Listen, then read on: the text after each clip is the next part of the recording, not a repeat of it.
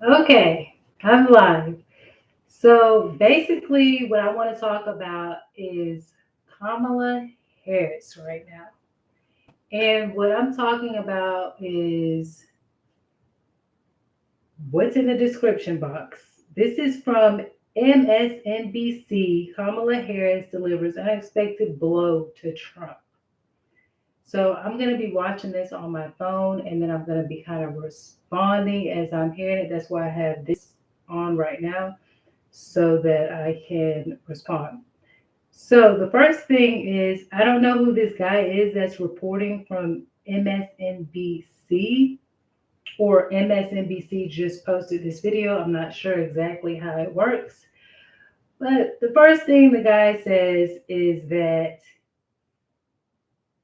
Trump picking JD is not attractive. And excuse me if I talk a little because, like I said, this is my first time watching this. So, but his excuse for it not being attractive is because JD is not another culture. JD is not another race. And I guess supposedly Kamala doesn't have to worry about that because she's from India and says she's also black. Even though all those pictures of her father looks photoshopped, we clearly know her mom's from India. And those childlike pictures, those childhood pictures, they look like Kamala, and she looks like a little India female, a little India girl. Now, this is the dumbest thing I've ever heard in my life. So now we're picking people like he's reaching. The diversity is reaching way too far now that it's completely out of control. So we're going to be picking people because they're black. That might be, I'm sorry, but that might be a mistake that, or from India or from Jamaica or from Africa, that could possibly be a mistake that Biden made. I think that's one of the mistakes that Biden made because Biden was basically guilt tripped into voting for Kamala. She put on her little fake tears and said, I was that little black girl with the plaits. No, you weren't. You were the girl from India and you're taking that little black girl's lines. Stop it. When the rain pours, your hair does not get poofy in a kinky afro. I'm sorry, but I still don't even believe in the fact that her dad is from Jamaica. He might be from Jamaica. He might have lived in Jamaica, but I don't think that he's Jamaican. That's the first thing.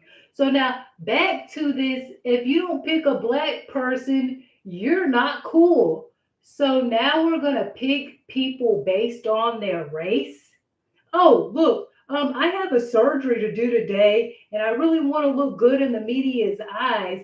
I'm going to pick you, black student, because that's going to look good. Now, I know you made all these, but I want you to do this surgery. And I know that you don't know what any of these instruments are called, but I need a black person on my team to help me with this surgery. Does that sound professional? Oh, how about the basketball team? Everybody tries out. And if my damn basketball team is all black because I want to win, then it's going to be all black because I want to win. Now, if there's a white girl on there that's good and she made the tryouts because she can dribble and shoot 3 pointers or whatever she could do, picks and rolls, and I'm going to pick her because of that. But I'm not going to say, how about you sport lovers? You tell me your favorite sports team and then tell me if the score is 46 to 46. And now, oh, I just forgot. I haven't diversified this enough. Let's put the person on the team that we just threw on the team for diversity's sake, but they suck. They can't dribble, they can't shoot, they can't pick and roll or do a screen or anything like that. But I want to pick them. People put people on their teams because they met the requirements. People pick people on their teams because they made the tryouts. They don't pick people on their team because of them being black or white or from India. Stop reaching. If the majority of the people on the team are white and intelligent and they're the smartest ones, that's who you better pick. If there happens to be a black one or someone of another race that's intelligent or more intelligent than one of them, that's going to do the job that you need done, then you put them on the team. You're not going to tell someone who sucks at math to be a part of the math team when they're better at science or something like that. That's just common sense. So what this guy is saying about, oh, he wasn't diversified enough. You know, we need diversity. Diversity is a thing, but it's not everything. Oh, by the way, your relationship's not very attractive because you didn't diversify that. Right. Okay. Anyway, talking about he's a carbon copy of Trump. Okay. So what's wrong with picking people who are like you if they fit the team? If I'm a strong player, I want to pick other strong players. People are using race far too much to do it, to pretend that.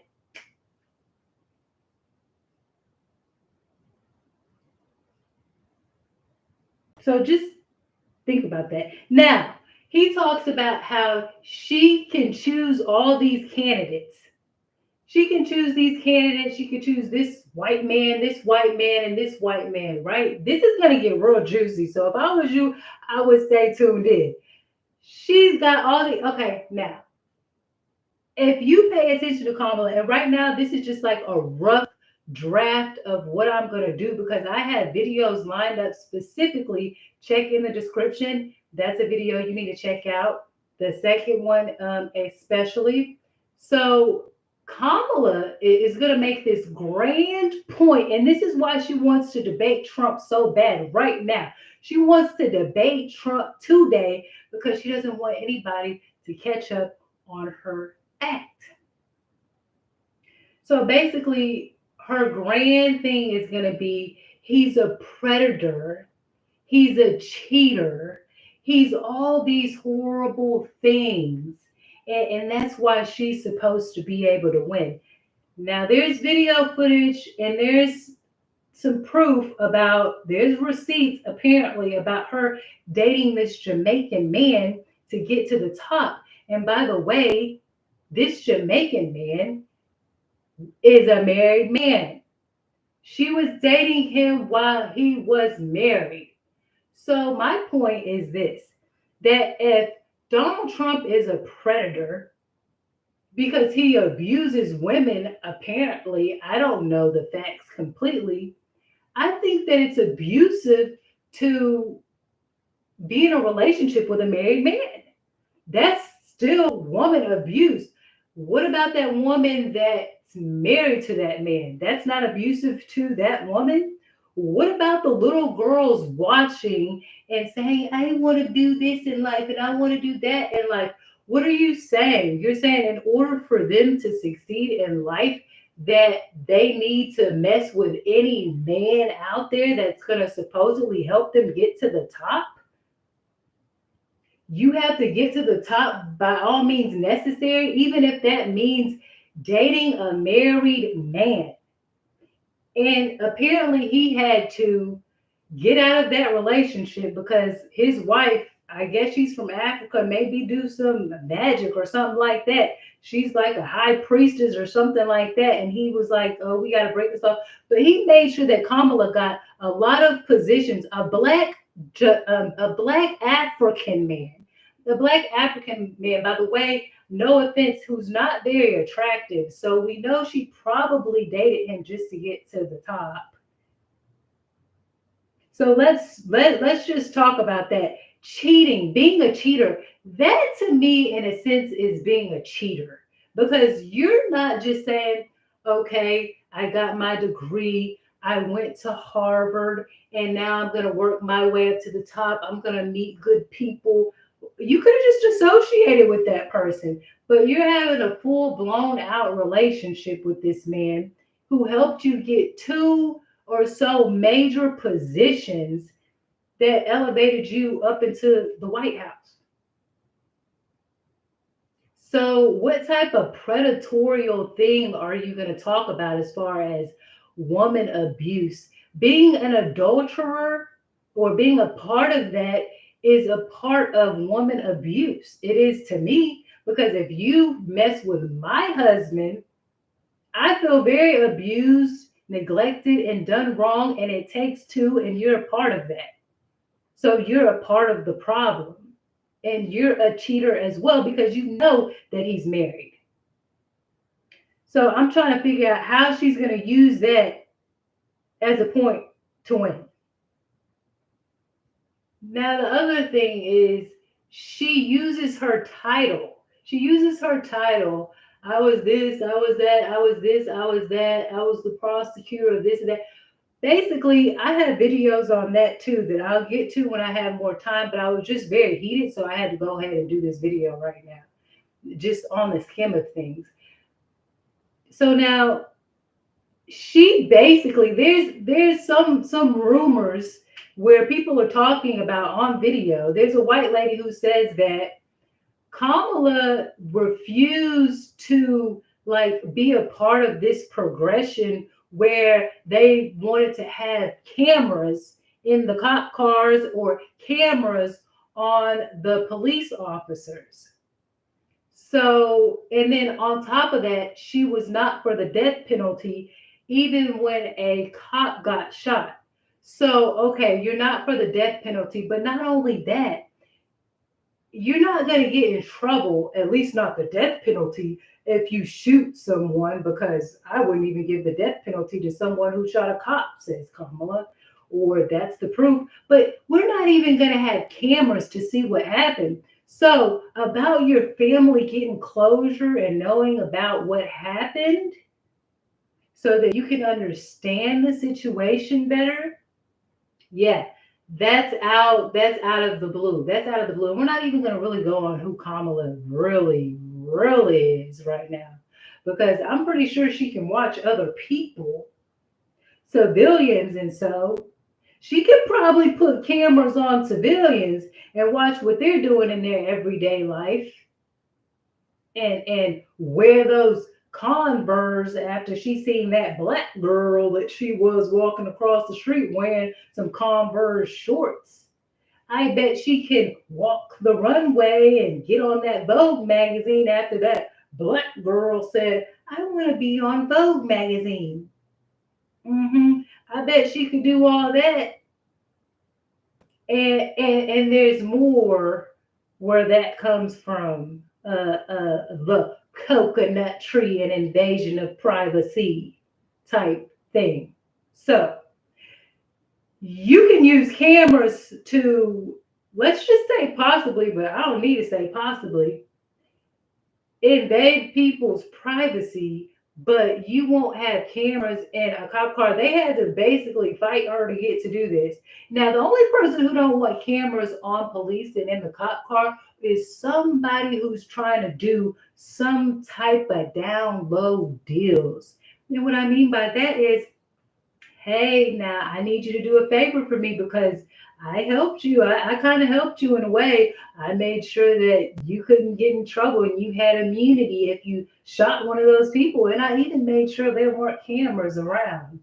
So can you do this little favor for me? And it's not a good look that she says, I know Donald Trump's type, when you are known now for being with a married man from Africa to help you get up on the ladder, because whatever VP you get might not be completely focused on what we need to do for America. And it's also kind of funny that he says delivers an unexpected blow. I thought that was a little paradoxy or ironic. I don't know. I'm just saying. I'm not trying to be rude, but you want to go there. See what Kamala needs. Kamala's messy. And what she needs, because I think Donald Trump's a little classy and he won't go there because maybe he doesn't want her bringing up the past. What's her little saying about unburn the past? Well, who can unburn the past better? Either you or Donald Trump. I'm going to put my eggs in the basket of Donald Trump. I'm going to just be honest. So all that past stuff. What's her main quote? I don't know, but they keep repeating it. It's something about the past and being able to unburden the past. Well, there we go. You have a past, and apparently Donald Trump has a little bit of one too. You're accused of hiding evidence on men who could have been freed or just needed the evidence. And also, you don't want cameras in the car. Isn't it ironic how those two things go together? You hid evidence. People had to tell you, call you up and say, hey, Kamala, you need to put that evidence out there to help this man. And oh, isn't it ironic that you're also the same person they had to fight to say, yeah, let's be proactive about putting cameras on these cops and in the car. That's real interesting. When most of the people getting shot are black people, but you say you're black, who are you really trying to protect out here? Is this some type of narcissistic, narc behavior or whatever? Because I'm not seeing that as being interested in protecting black people or anybody else. I would definitely say cameras in the cop cars. Matter of fact, every time I get pulled over, I'm like, you got that camera on?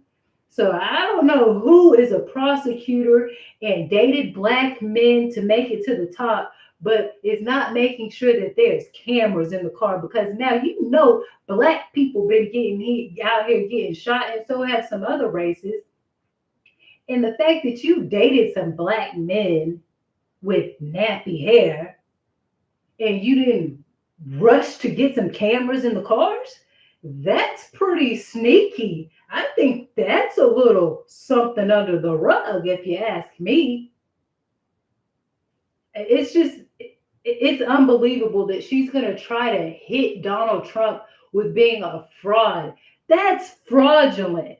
Hiding evidence and not wanting cameras in cop cars or on the cops, that's some type of fraudulence to me. So every little point you're trying to hit about Donald Trump is not helping. And this, I know his type. You know his type. You know a married man's type. That's why I don't think any of those VPs that you pick, the white ones, the handsome ones, is gonna matter. Because if you out there trying to figure out his type, he might not be focused on America. He might just be sitting back relaxing, if you know what I mean. Because we seen your husband, and no offense, but some of these candidates right here for VP are some handsome men. And I know you're an opportunist, Miss Kamala. So you didn't got to the presidency if you ever did, or might or would, who knows? I'm pretty sure the next thing you want you is a man who's a little bit finer.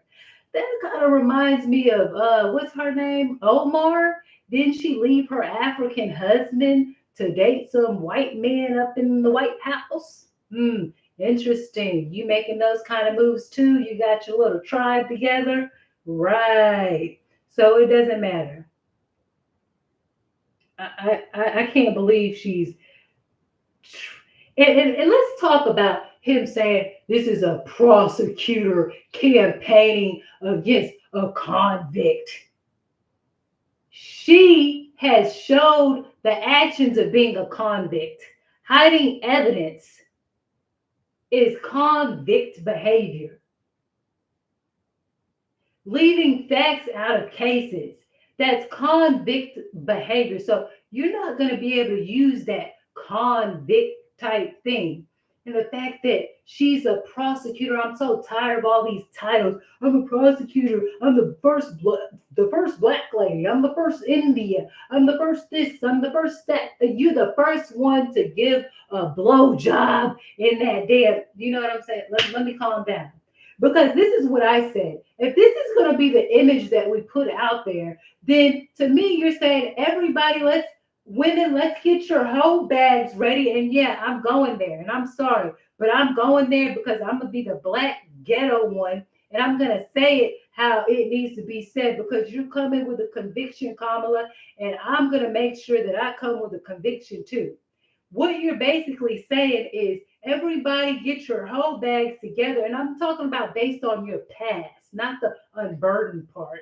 Based on your past. And all you pretty girls, because there's a lot of pretty girls out there, don't work to get to the top and be honest and be a good worker and all that. Use your bronze and not your brain to get to the top.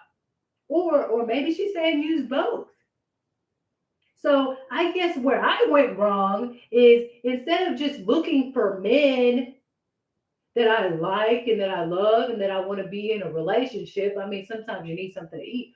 Let me go to the top men, ugly or not, and try to work my way up to the top. I guess us black people and the white people and all you who had y'all are some stupid ones. Ain't that what she said? She said you stupid, 18 to 24, you're stupid. Yeah, that's on record. She called all y'all 18 to 24-year-olds stupid. But let me tell you something. When she was dating Montel and when she was dating this African man, she wasn't in between no 24. She was about 38, 36, and all that. So she was more aware of the decisions that she was making. So let me tell you what Kamala is saying. What Kamala is saying is all you black women, you messed up because you should have been messing with married men who were successful so that you could work your way up to the White House. So to me, I feel like she's laughing in the face of every person who wants to live an innocent and pure life. That's how I feel because to me, that's cheating. That's cheating. She might as well have a presidential fan page. If you ask me, she should have a presidential fan page. And then why is the being a prosecutor, which you have people of other races who aren't black talking about how you aren't good at that? Why is that so much more than someone? I heard a black woman say he only became famous because he was on The Apprentice. You probably only found that out by someone who actually watched The Apprentice. Why isn't being a businessman good enough for America? The world is ran off of business. Everything is business, not just prosecuting people. Prosecuting this, prosecuting this. I mean, she ain't like she don't care nothing about business.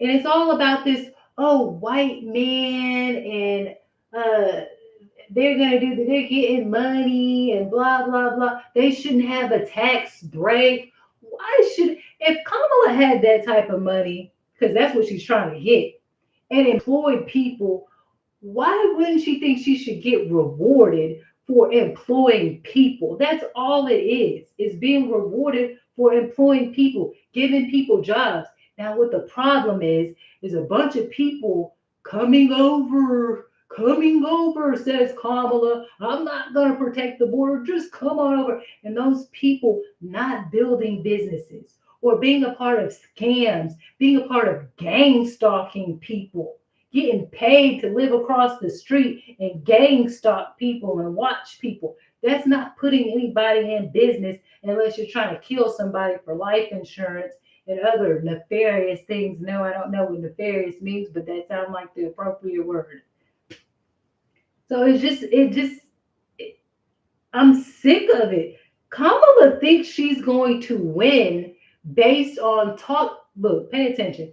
Based on talking down on Donald Trump. And this, yeah, I'm gonna find out what her little saying is about the past and see if that even makes sense. Because a person who's stuck in the past is not concerned about the now, is not concerned about the future. She did all that work in the White House to dig up Donald Trump's past. Somebody was threatened because they knew that he could possibly be the future. She has nothing to say. This is why I don't believe in her as a leader. One, I'm pretty much kind of a Christian. I believe that a man shall lead. And second, I don't really feel like she got a lot of facts She doesn't really know how to talk history. She doesn't really know what's going on in the world. I don't, it's like she has these little projects like abortion. We've been talking about abortion for years. Women are going to have a right. Then on top of that, it's our responsibility to wrap it up, strap it up. I said this before. Don't go out there having sex with people that you not possibly want a baby by or marry, because those things can happen. So it's like, if we're gonna boil this campaign down to fucking abortion, I mean, I am so fucking like, my brain cells are fucking depleting, because this is the same argument every time. I want to hear somebody that's going to talk about policies. I want to hear somebody that's going to talk about what they're going to do to help America. I want you to have a fucking checklist, and I want you to show us what you're working on, and I want to see if that shit's going to happen. Matter of fact, tell me what you did now.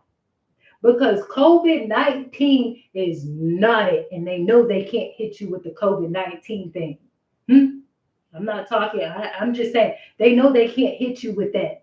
Because the reason they can't hit you with that is because Trump already said, well, Biden already said that Trump was being a little too much by trying to keep people out. So that sounds like he was trying to protect America. Get things, settled in, control what's going on. But no, you're being goofy, you know what I'm saying? And so instead, what happened was we brought more people in. Just imagine if we didn't bring more people in, we could have possibly saved more lives. That's why Biden stuttered when he started saying the C word, because he knew that that's not a good point.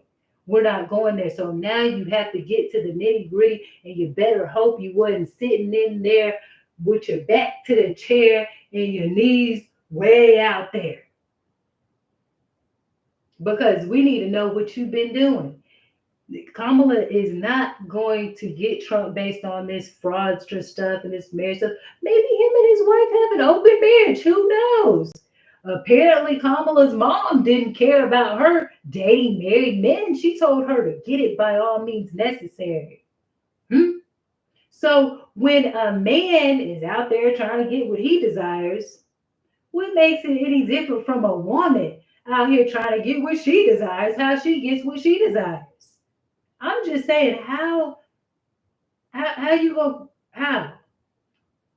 Oh, and check this out. Check this out. She says in that first title in the description, she says, oh, she knows what predator is. She knows what fraudster is. She knows what cheater is. She said, trust me, I know Donald Trump's type. Well, gosh damn it, I bet you do. I bet you do. And I'm going to give you an old saying from back in the day. It takes one to know one. And I didn't want to go there because I like Donald Trump. But what I really feel like you're saying is you're tricking America. You're manipulating America. And when she's done, she's going to laugh at you if you make the wrong decision, because she's telling you in your face that she is a fraudster, an adulterer, a cheater. She does what it takes to get to the top. She's telling you right there. She knows his type because she's speaking from who she is. She don't know that man type. She thinks she know every man's type. I don't want somebody being the president who's trying to figure out each man's type, because we need our VP to pay attention. So if you sitting up there trying to figure out his type, oh, what your type is, I don't got time for that. This is real life, because when a person is in there trying to figure out what type this cute white man is, she gonna be doing things possibly, and he gonna need to do favors for her doing things possibly, and America ain't gonna be her concern. India gonna be taking over. All the minorities coming in gonna be taking over. So, I've heard a lot of people crying about, oh, my job is horrible. I don't have a job. But jobs are so hard to find. Well, what do you think, baby? You can't bring more people over who aren't building businesses. And most of those are minorities. They're probably going to build businesses and help their own people. Let's just be a little bit, thinking like that. They're taking up more of the jobs. They used to say, oh, they work for lower wage. Let me tell you something about people who work for lower wage. Those people don't come over here to be your damn slave. They don't come over here to be your slave and to work lower wage. Man, they're going to do a pissy ass job. Those people don't come over here to work for a lower wage. You give them a lower wage, they're going to give you how much you paid them for. And then you're going to need somebody to come in and clean all that up. There is no way. They'll come over here in a impoverished state of mind. Ooh, America is great. And they'll become just like the American woman, the gold digger. And I'm not saying all American women are like that, but a lot of women are like this. And this is why I also have a problem believing in a female president. And they're going to be one in the world. They're going to hate you for having something, and they're going to keep you down, and they're going to be wanting the world. They came from that, and they want the world. They going to hate you because I live across the street from one. And then the one that was before her.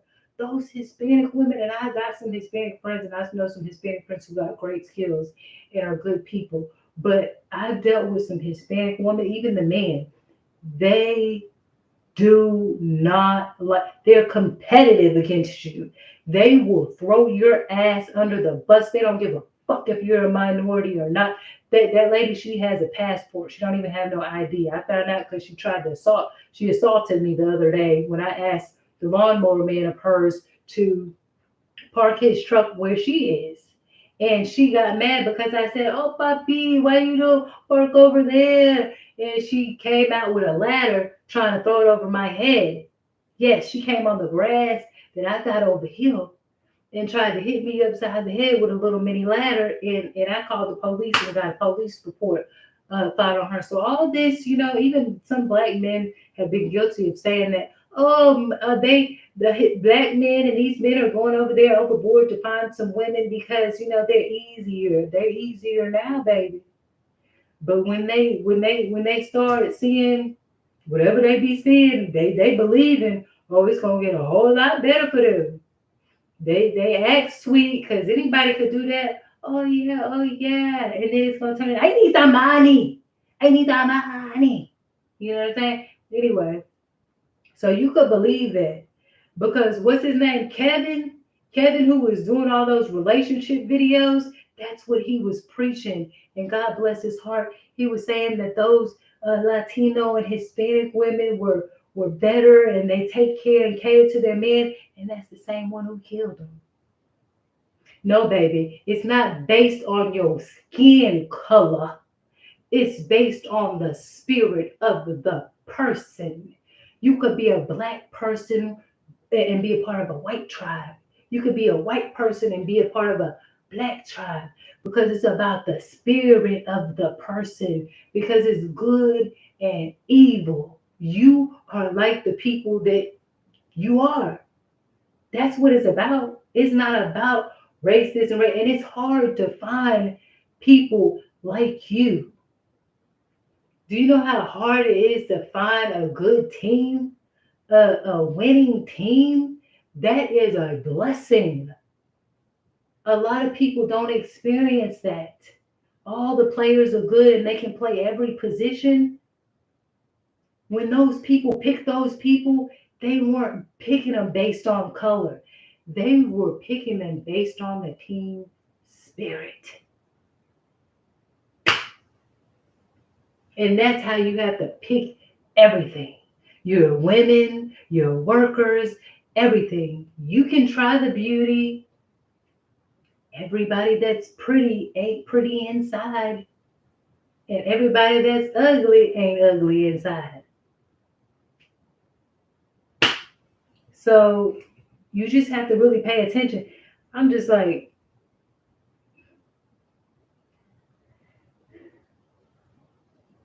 so apparently all these people are, okay, check this out. Now, when they were talking about all the border stuff, right? And they did a vote on Kamala and Biden. Kamala was further down than Biden. Kamala was further down than Biden by a lot when they did the Biden and Kamala, when they were talking about the border and stuff like that and her protecting the border. Her votes went down. Everybody said Biden, Biden, and it was by a big number. So, how all of a sudden is Kamala at the same rate as Donald Trump? I have no idea. I guess we all just closed our eyes and forgot about that. And let's talk about the black woman. Let's talk about all the women who want to look good for America because we run the world and we run the world. Yeah, Beyonce did an appearance or whatever, gave him a song or something. I don't know, talking about freedom. Yeah, freedom. That's what you're going to be calling for. When you make the wrong decision, you're going to be like, freedom. Yeah, because Kamala is, can you pay my bills? Can you pay my bills? Yeah, okay? That's what I'm talking about right there. Let's talk about the women, though. How are you women? See, because we got a bunch of these women who are like, I'm the mama and the daddy. Tell me how that life is. Because I never said I was an independent woman. I ain't that crazy and I ain't that strong. Now, I'm a strong woman. I can voice my opinion. I have a voice. But I ain't going to sit up here and act like I could pay all the bills. I need help. I need a man to lead. So I just want to know why all these women are so ambitious to be the leader. If you're that ambitious to be the leader, don't say nothing when you're a single mom trying to take care of everything yourself. Don't say nothing when you're a mom talking about, I don't want you to see your kids. I got this. Every time y'all have a visitation exchange and stuff like that, you can't even see the baby because she fighting to have an argument with you. If you thought, you running the house and all that, you should be glad to get that baby to his daddy so you could go take a break. What the hell you fighting for? I'm just being honest. I'm sorry because I know there's a. How many of you women right now, you single women, wish there was a man to lead? Wish there was a man to help? Wish there was a man to help you pay their bills? I'm sorry, but when it comes to and even decision making, it's just I feel like it's just healthier for kids, boys and girls to have both parents and to have a man to lead. You know why? Because just a man has this certain like essence that just does something for most people.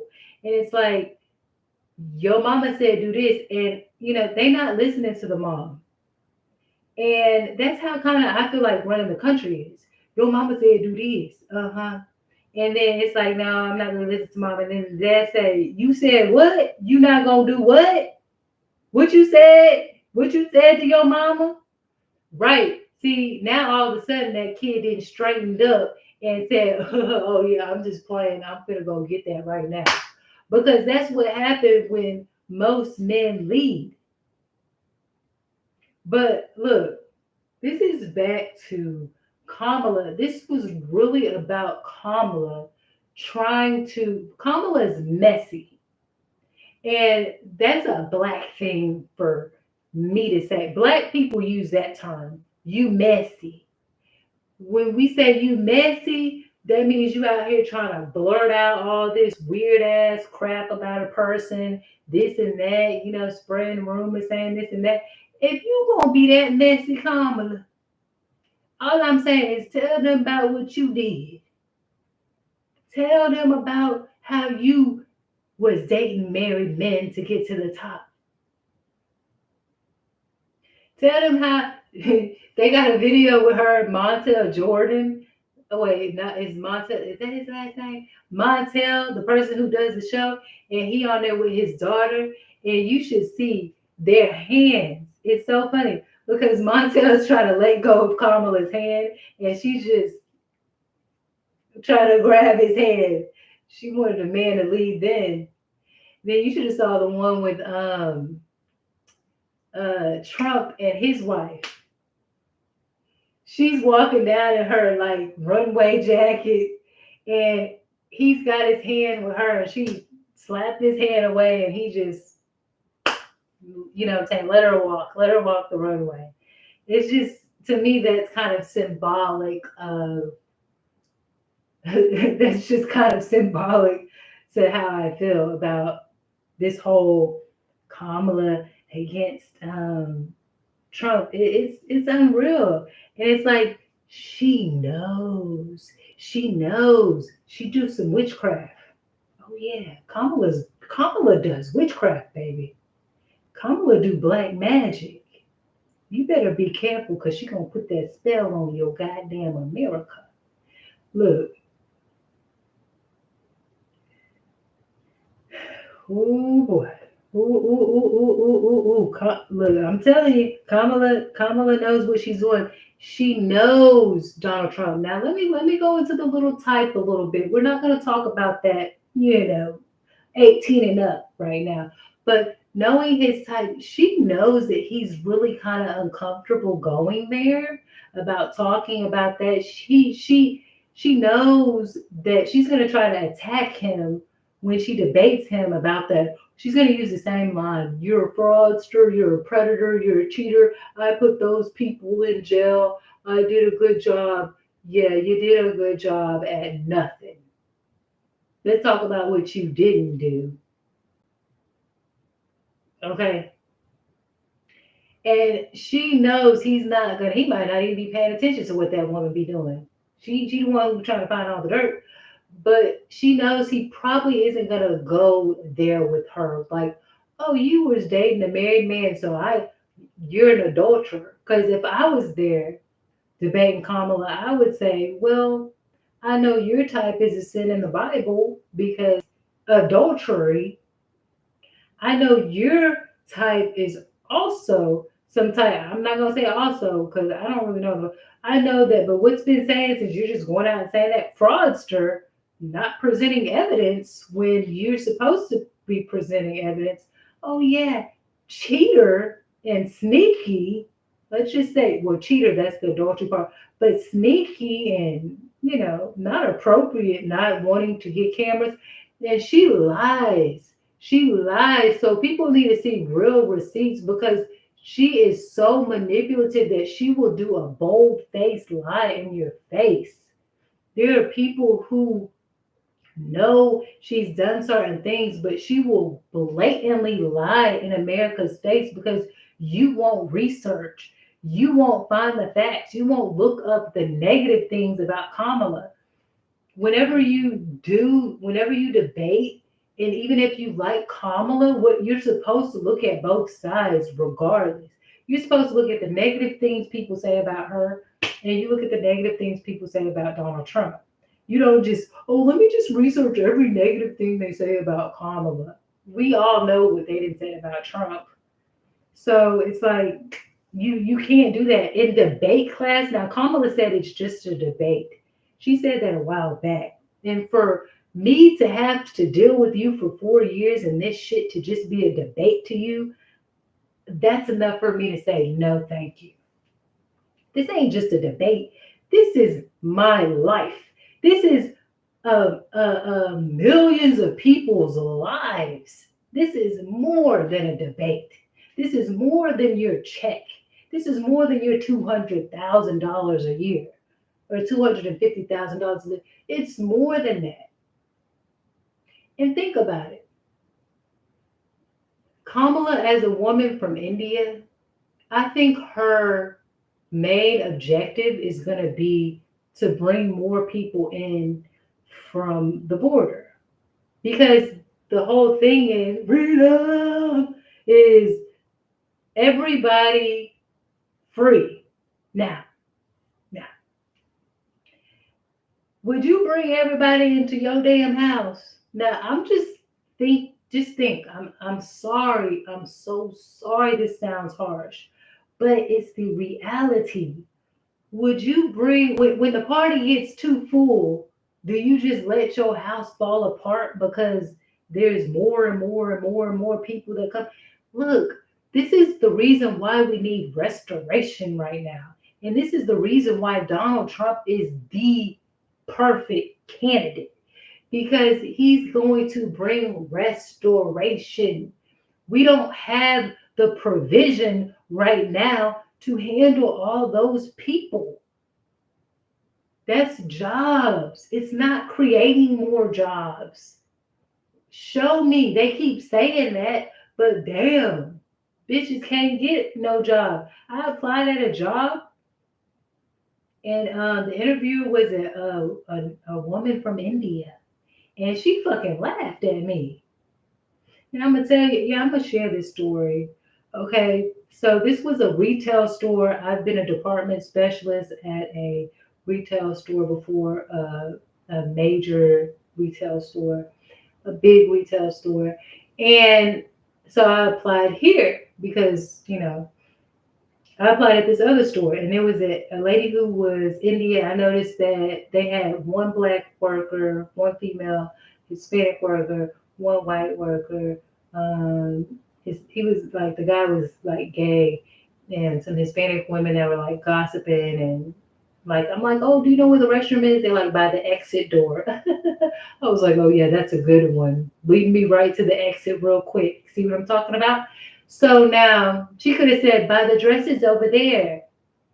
You see those dresses? You see that pink dress right there? Just go that way. She said by the exit door and was like laughing. And I was like, oh, okay.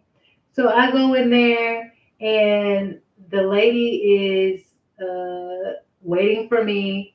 And I'm like, hi, I'm here for an interview. And she's like, well, what's your name? I'm like, so you don't know my name? You don't know that I'm showing up here today? And I had a feeling something funny was going to happen. So I gave the girl the eye. I was like, and the lady who was going to be doing the interview was standing right next to her. She was like, oh, she'll be with you in a minute. And I was like, okay. And so then that lady who was like, she looked like she was from India or something like that. She says, okay, after 5 minutes, tells me to sit down. They told me, the girl at the reception told me to sit down. Then that lady came out with the clipboard and she was like, oh, let me see if this room is available. So you don't know if the room's available for me to do an interview? Okay. Wow. And she's like the interview manager, so she's got some type of pull up in there. And so then, she opens the door and all that and like tell me about myself. She's on the walkie damn near the whole time responding to people. And she's like, oh, I'm sorry. And I nicely say, oh, that's okay. Don't worry about it. I understand you have to be on your walkie. I have a job like that where people are on their walkies and stuff like that. And she's like, no, it's not okay. Well, if it's not okay, why the fuck is you doing it? If it's offensive, why is you doing it? Because I also know that you could just turn the walkie off, put somebody else in charge. Hey, so and so, I'm going to be in an interview. I need you to like take over. So my walkie's going to be off. Okay? So don't take a rocket scientist to know that. But you want to do these things that apparently are inappropriate and then tell me you apologize for it and it's not okay. But then you don't want to solve the problem, which is easy as turning the knob. So then she proceeds to ask me questions, which I was prepared. I wasn't really nervous, but she was like, yeah, she's getting nervous right now. So I don't know who she was talking about. I don't know if she was trying to get me nervous or whatever like that. But then she asked me to solve a problem. And I mentioned something about like the coupon workers were coming up and they were complaining. They were saying, well, the coupon works, it works at other stores.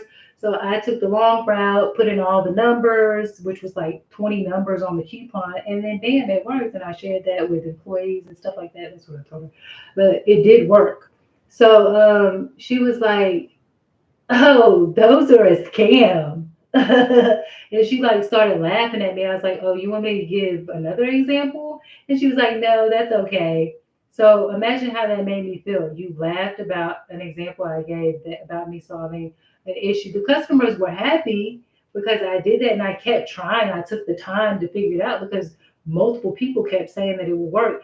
And it was on, well, it was on their phone. They said we can't scan the phone. They never said we couldn't type the numbers in.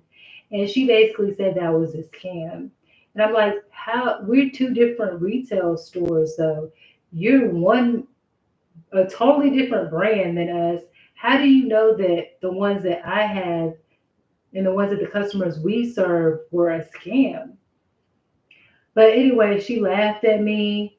I applied for a couple of positions there just to try to get a position. They waited and they gave everybody a position in all those positions. And then one of the higher positions, they still left as me being a candidate. So I thought I would had a really good chance, and it was like no. But let me tell you, when I first saw the interviewer, I mean the lady, the reception, when she looked at me, she was like almost like surprised that I was black, but my name is very black, so I don't know why she would even act remotely surprised. I don't know if she was surprised at how I looked, how I was dressed, that I was dressed professional, but the way she looked at me was almost like shocked. So I was like, okay. It made me feel like she didn't want a black person. But like I said, my name is very black, so I don't know. And they had black people on the wall with the braids and all that shit like that. So I don't know. But yeah, that lady, she was from India or something. She laughed at me. She laughed at me. And I don't have, this is not why I'm going, well, I don't agree with Kamala, but she didn't give me an opportunity to give another example. That's what really got me. If you're gonna laugh at me and then I say, well, do you want me to give you another example? And you don't give me the opportunity to give another example that is like, oh, okay, well, that one instead of saying, oh, it was a scam. Like, okay, then let me give you another example. And I'm not just bashing people from India, but I know a lot of people who be bashing white people, black people, and stuff like that. When I lived downtown Houston, um, I got out of my car. I was like on a high level floor where the visitors be. And I got out the car and there was a little boy from like India. He looked like that. He was that skin color with the silky hair. And so he got out the car. I kid you not, these are real stories. He got out the car and he said, nigger. And then he started laughing. And I was like, oh no. And so what I did, because I was a little heated that this little boy, he was like 2 years old and or three at the most, that this little boy was able to identify me as a nigger, different from him, even though all of a sudden we all black because we got brown skin. He was able to identify that I was a different type of brown skin type person. He called me a nigger and started laughing. So I wanted to see just like how bold he was and what he was really about. So I kind of got here and I said, his mom was with him. That's the only person who was with him. I got down here and I said, what did you call me? And then he didn't say nothing. He didn't respond. So it doesn't take much to teach him right from wrong. He knows. And what that lady did was embraced her son. Oh, come on, let's go. Let's get out of here. Like I was gonna hurt him. She was protecting him. She definitely didn't teach him nothing in front of me. Because if that was the other way around, I would have told my son the same thing. What did you say? That is not acceptable. You do not do that. You do not call a person that. You need to apologize to them. Apologize to them now. That's what I would have done. But because she didn't, I didn't have no faith in her ability to raise a child that would not be discriminating against black people like me. So that's an example. Those are two examples of women from India, or they look like it, that I have encountered and that has happened. And I don't like to talk about it because people get all sensitive, but I'm just being honest with you. And it's a scary thing. There are different cultures, different people. They talk different. They're from a different place. Also, I've made videos about this. I think they tried to give me a strike on one of them, but I don't know. So the thing is,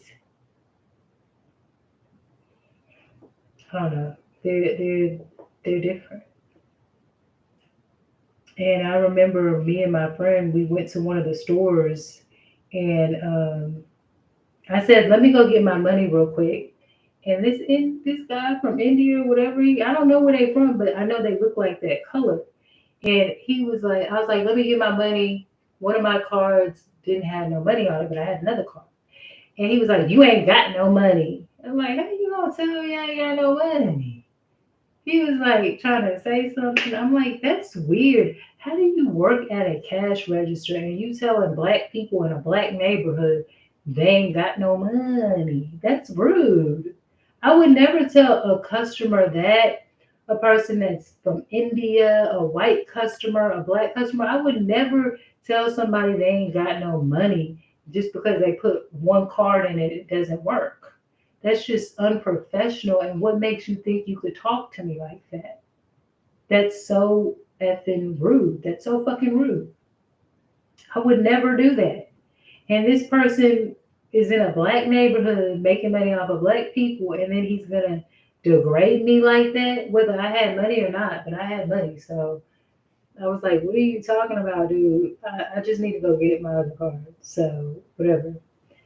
So you know, there when you deal with people, you have to deal with it. Also, a lot of black people don't talk about the fact, nor white people. I'm trying to figure out why white people don't talk about this, because white people get bashed a lot about the slavery shit. And it's like the biggest slave trade was damn near the India slave trade. The India slave trade. That was like the biggest slave trade there was. But it's like also the biggest secret. It's like every time people think about slavery, and I get it, oh, your people enslaved slaves. Yeah, of course, there were some brown noses and there was some black people trying to capture other black people and stuff. But no one ever, I'm like, the India slave trade is the biggest secret there is, and nobody talks about it. I thought that was extremely impressive. And I learned about it from listening to somebody's YouTube channel who was like from India, and they talked about it. And I was like, wow, that's super interesting. Nobody talks about that. And so black people don't even know about that. When you talk about slavery, and that's probably why people laugh at a lot of black people and tell them, "Oh, you don't even know your history. I know more about black than you. I know this and I know that." Especially a person from India, they could probably really laugh at you and say that, because they're almost the biggest kept secret. And I ain't just talking about Kamala's family tree. I'm talking about the India slave trade is a huge secret. And that was, like I said, that was one of the biggest slave trades, if not the biggest. And the only thing that black people seem to know is that white people enslaved us. America enslaved us. Let me tell you something though. You've been living with white people in America for a long ass time. I'm gonna be ghetto because I don't got time for all that. I'm not no political saint. I don't barely even know. Anyway, you've been living with white people for a long ass time in America. You've been fairly getting along with them. And there's been other mixtures of people here. When Trump was running, the crime rate went down. The crime rate went down. Yes, it did. Nobody talks about that. That's a big deal. The crime rate went down dramatically when Trump was running. You know who has the biggest crime rate? One of those regions over there with people that look like them. I don't know if it's India, I don't really know, but it's one of them. I think it's Afghanistan or something like that. I'm not sure. I'm not sure. but they have the highest crime rate. Maybe it's because they have the most people too. They have so many people. So as soon as Kamala gets over here, if she decides, I want to look out for my people in India and all the minorities because freedom, we want to free everybody.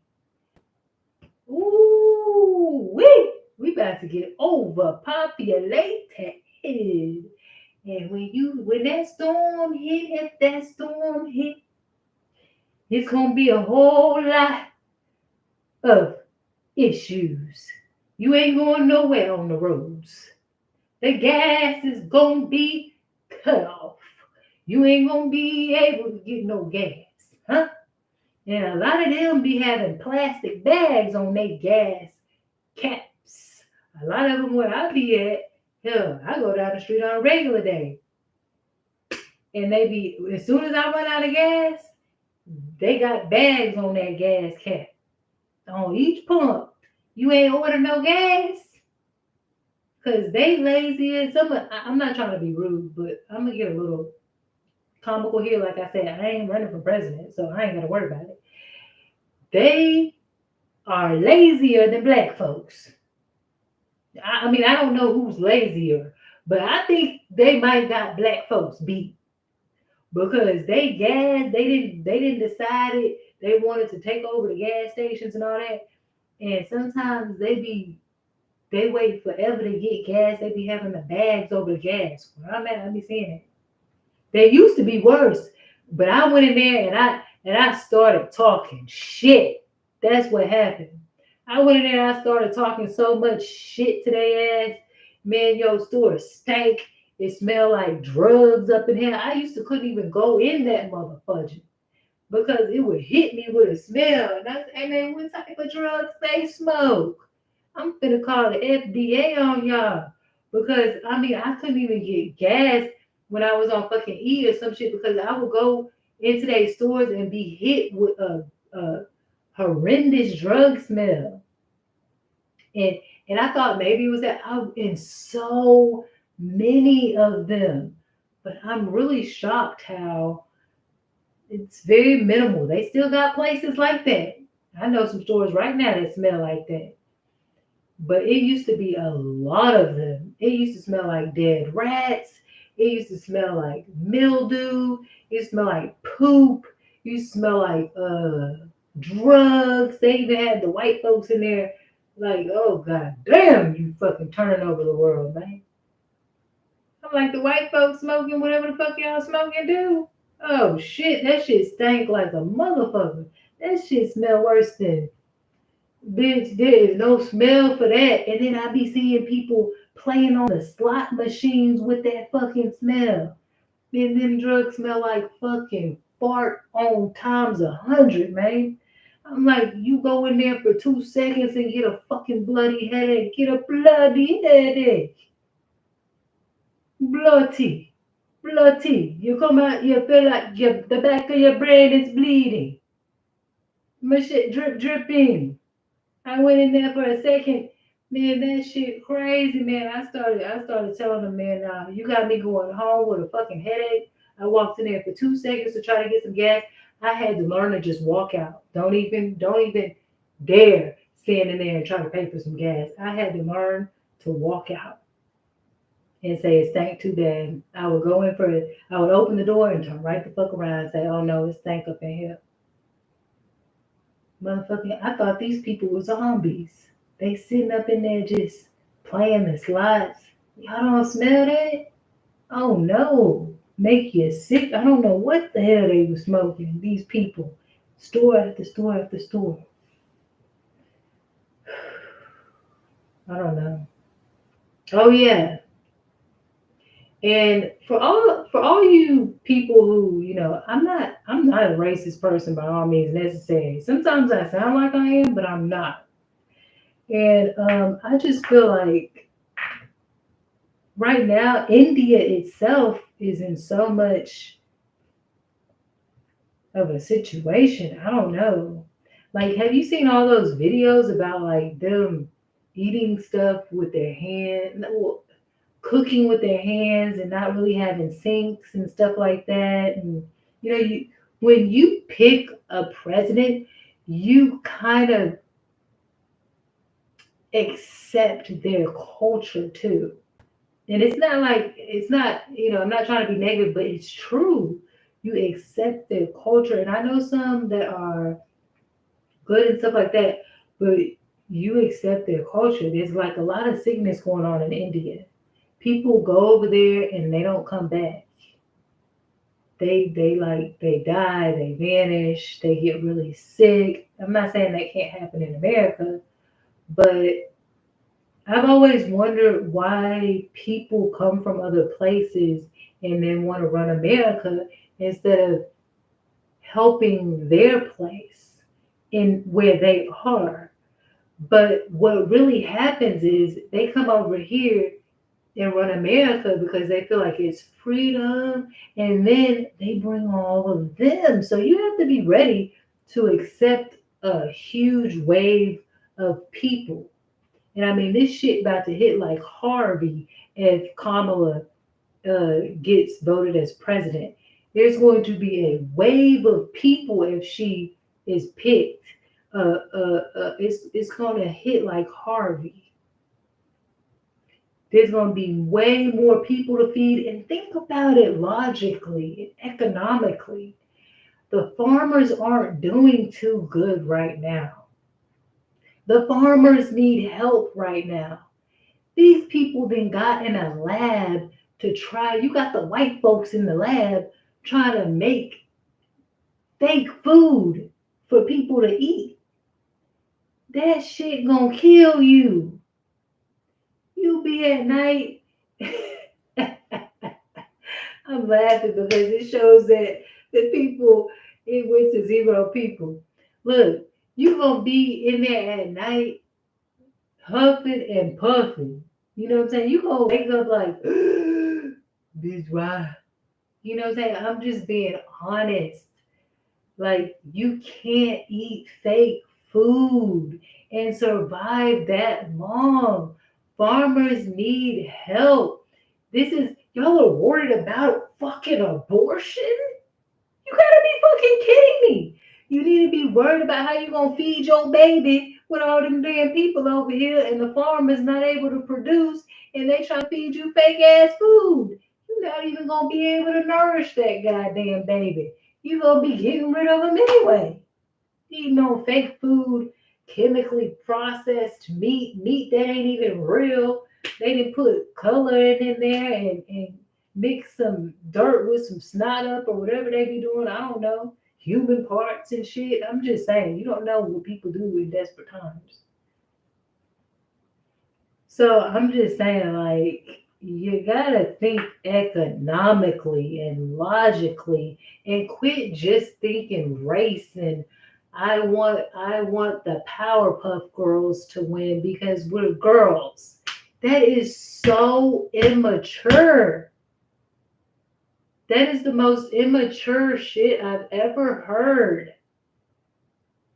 A man is stronger. A man. People, why are these women fighting men? Men are stronger. I think a lot of these men know a lot of history too about the world and about what needs to be done. And women are more about pampering and buying the Prada bag and all that. And I'm sorry, but if Kamala doesn't talk more about stuff that makes sense, and she's just very basic to me, it's just like, I'm going to lower taxes for the middle class. Donald Trump is going to decrease taxes for the rich people. I want to try to make sure that everybody is equal and earns an equal wage.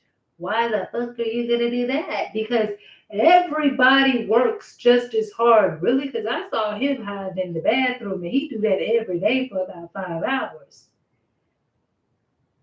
Anyway, so that's the plan is everybody's gonna get paid the same amount. I mean, I guess, but even the criminals, they gonna get paid the same amount too. I mean, I'm just saying, we're all gonna be millionaires because we all worked hard for it. Yeah, that does sound good, doesn't it? No matter what your job is, if I pick up two pieces of trash, I'm gonna be a millionaire. If I make a couple videos on YouTube, I'm gonna be a millionaire. If I what's something simple? I don't know. Clean about one person's house a week, I'm gonna be a millionaire. We're all gonna be millionaires. And all the people that Kamala brings, they're all gonna be millionaires. I mean, what does that look like? I mean, I don't know. I don't know. Like, I don't know. For some reason, I still feel like people would be fighting because somebody would be like, you didn't work as hard as me. You shouldn't have got that money. I'd bust my ass off because think about people have to run the world. People got to work at McDonald's. People got to work at all these places. If everybody made $1 million, nobody would work. We would be fucked. Ain't nobody doing shit. The world is crumbling. That's just reality. We're gonna buy up all the food. We're gonna buy up all the stuff in the store. I mean, I don't know. I don't know how it works, but there's not enough farmers. These are the things I'm thinking. There's not enough food. Nobody's gonna be out there tilling the land. How many people like that? I mean, you kind of have to have a passion for that.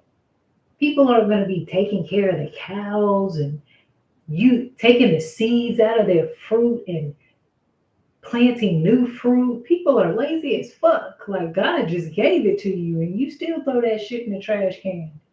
Oh, seeds in an apple. Trash. You don't have any money. Right. I mean, I just don't think that everybody has what it takes to help the world. Like if everybody was doing that, it would be different. I just don't think so. Most people are saying that they don't like their jobs, they don't want to work. I never said I didn't like my job and I didn't want to work. I'm a working person, and the Bible says you work to eat. I just want to be able to work and get along with the people and have a cordial team that treats people good and it's not just this black magic competition type shit. I want to work. Being service to the world is a part of your life, what you're supposed to do. So being like, oh, I don't want to work. I don't want to do anything. I just want to sit at home and do the Humpty Dumpty, like, and make a bunch of babies. Like, what's gonna happen to us? What's gonna happen? I don't know. I don't know if this is a good idea, Kamala. This doesn't sound good. You don't have enough farmers. They're making fake food right now. You want to bring over thousands and thousands and thousands and millions of people. More cars. That means you're going to have to build more freeways and more highways, and you're going to make me late for work. It's going to take me 2 hours to get to work. It's only like a 5-minute drive, and it takes an hour right now. Like, that's more gas. We're going to need more gas. I'm just saying. Everybody wants to jump on the free everybody bandwagon. It sounds so fucking beautiful, but it's just not reality. That's why I have always, don't get me wrong, I'm a good fucking person. That's why I have always vouched for people like America helping other places get on their feet, helping other people where they live, where they're struggling in their country, help them get on their feet where they are. If more people help each other where they are, then less people will want to be here. Now, I'm not a real like history type person, so maybe I'm just totally not getting the picture. But I don't know. I be seeing people in India, they look like they got a lot of stuff. They be having these big things of food. I be seeing their shelters, they be feeding a whole bunch of fucking people. Like like I don't even gotta work. I could just go to the shelter. I seen the food they be giving these people in India and stuff. It don't even be no people on the streets damn near, and they got big pails of fucking food. They shit grown from the trees, nigga, just like in Africa. The fruit like this fucking big. We don't got that shit in America. I wish I could go to a fucking tree in everybody's yard and get a different fucking fruit. You got more luck in India and Africa with that. Now you want to come over here, man? Come on, man. What's going on? They don't come over here to do that type of labor. They come over here to be free. They came over here not to work. They came over here to get them food stamps. They came over here to get that stimulus check. They came over here to get, you know what I'm saying? Just keep on having babies. That's another food stamp check. Keep on every 9 months. Nah. You have to have provision. That takes a long mapping out. That takes a long strategic plan if you're going to be bringing a bunch of people over here. You can't just do that. And that's what's happened. And it's going to happen way more if Kamala gets picked. And they're going to need to build more highways. It's going to cost you more gas to get to work. You're going to be more frustrated. Your quality of life is going to decrease. It's going to decrease. I guarantee you it's going to decrease. The only way that you could possibly be happy in all that fucking traffic is if you have an outstanding partner and you just love being in the car with them, juggling and wasting fucking gas. And you're probably not going to the same job as them every morning, so you'll probably still be frustrated. I don't know though. I'm just trying to imagine what Kamala would be focusing on if she was president. I feel like Donald Trump is just more strategic. He's more focus minded business. Yeah, think about it. So, business and prosecutor. She couldn't even get no laws changed. Remember, she was working with that light skinned black dude to get like police to not be able to do the chokehold on people, but she couldn't get that to pass, or she didn't rewrite it. She didn't edit it to get it done. It was just kind of like, oh, well, we weren't able to do that.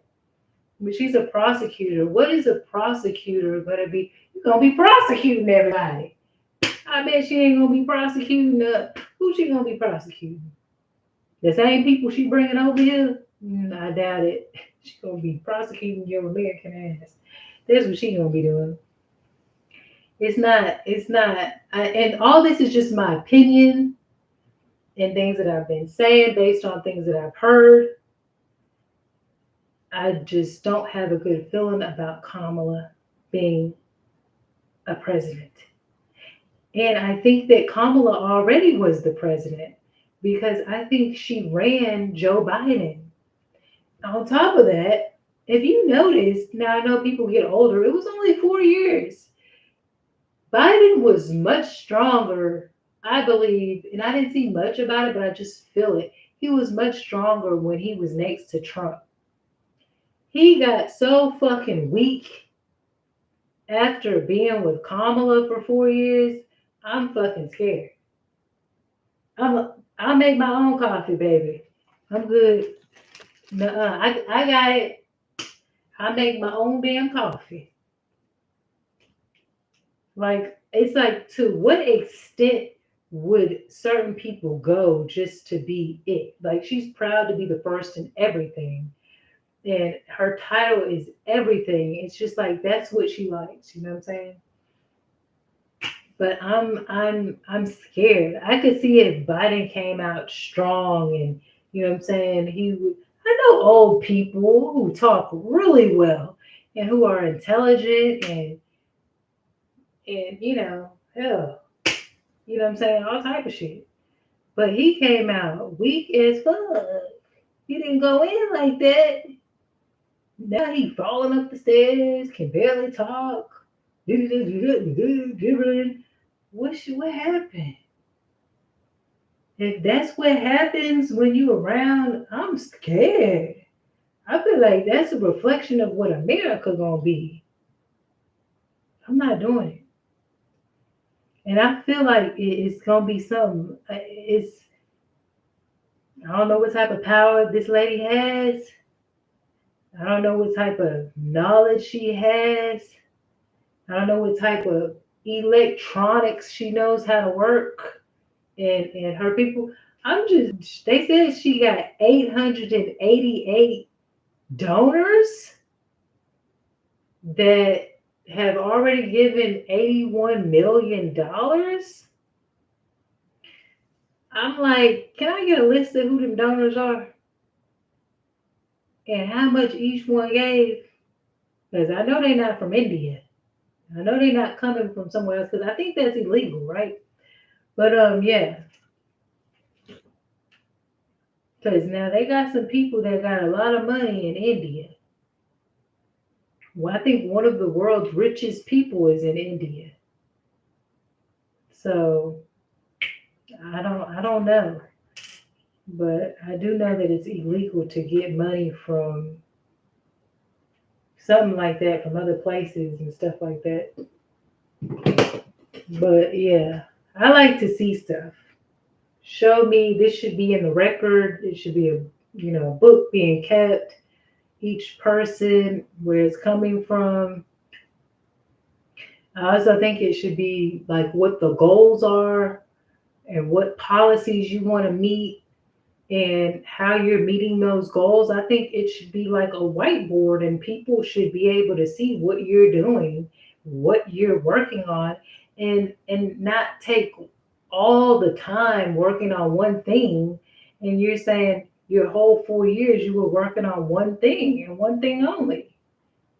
Like, I just want to see something that's, more proof of what you're doing and the steps that you're taking. And I don't want to sit here and hear about you just, bashing someone's past.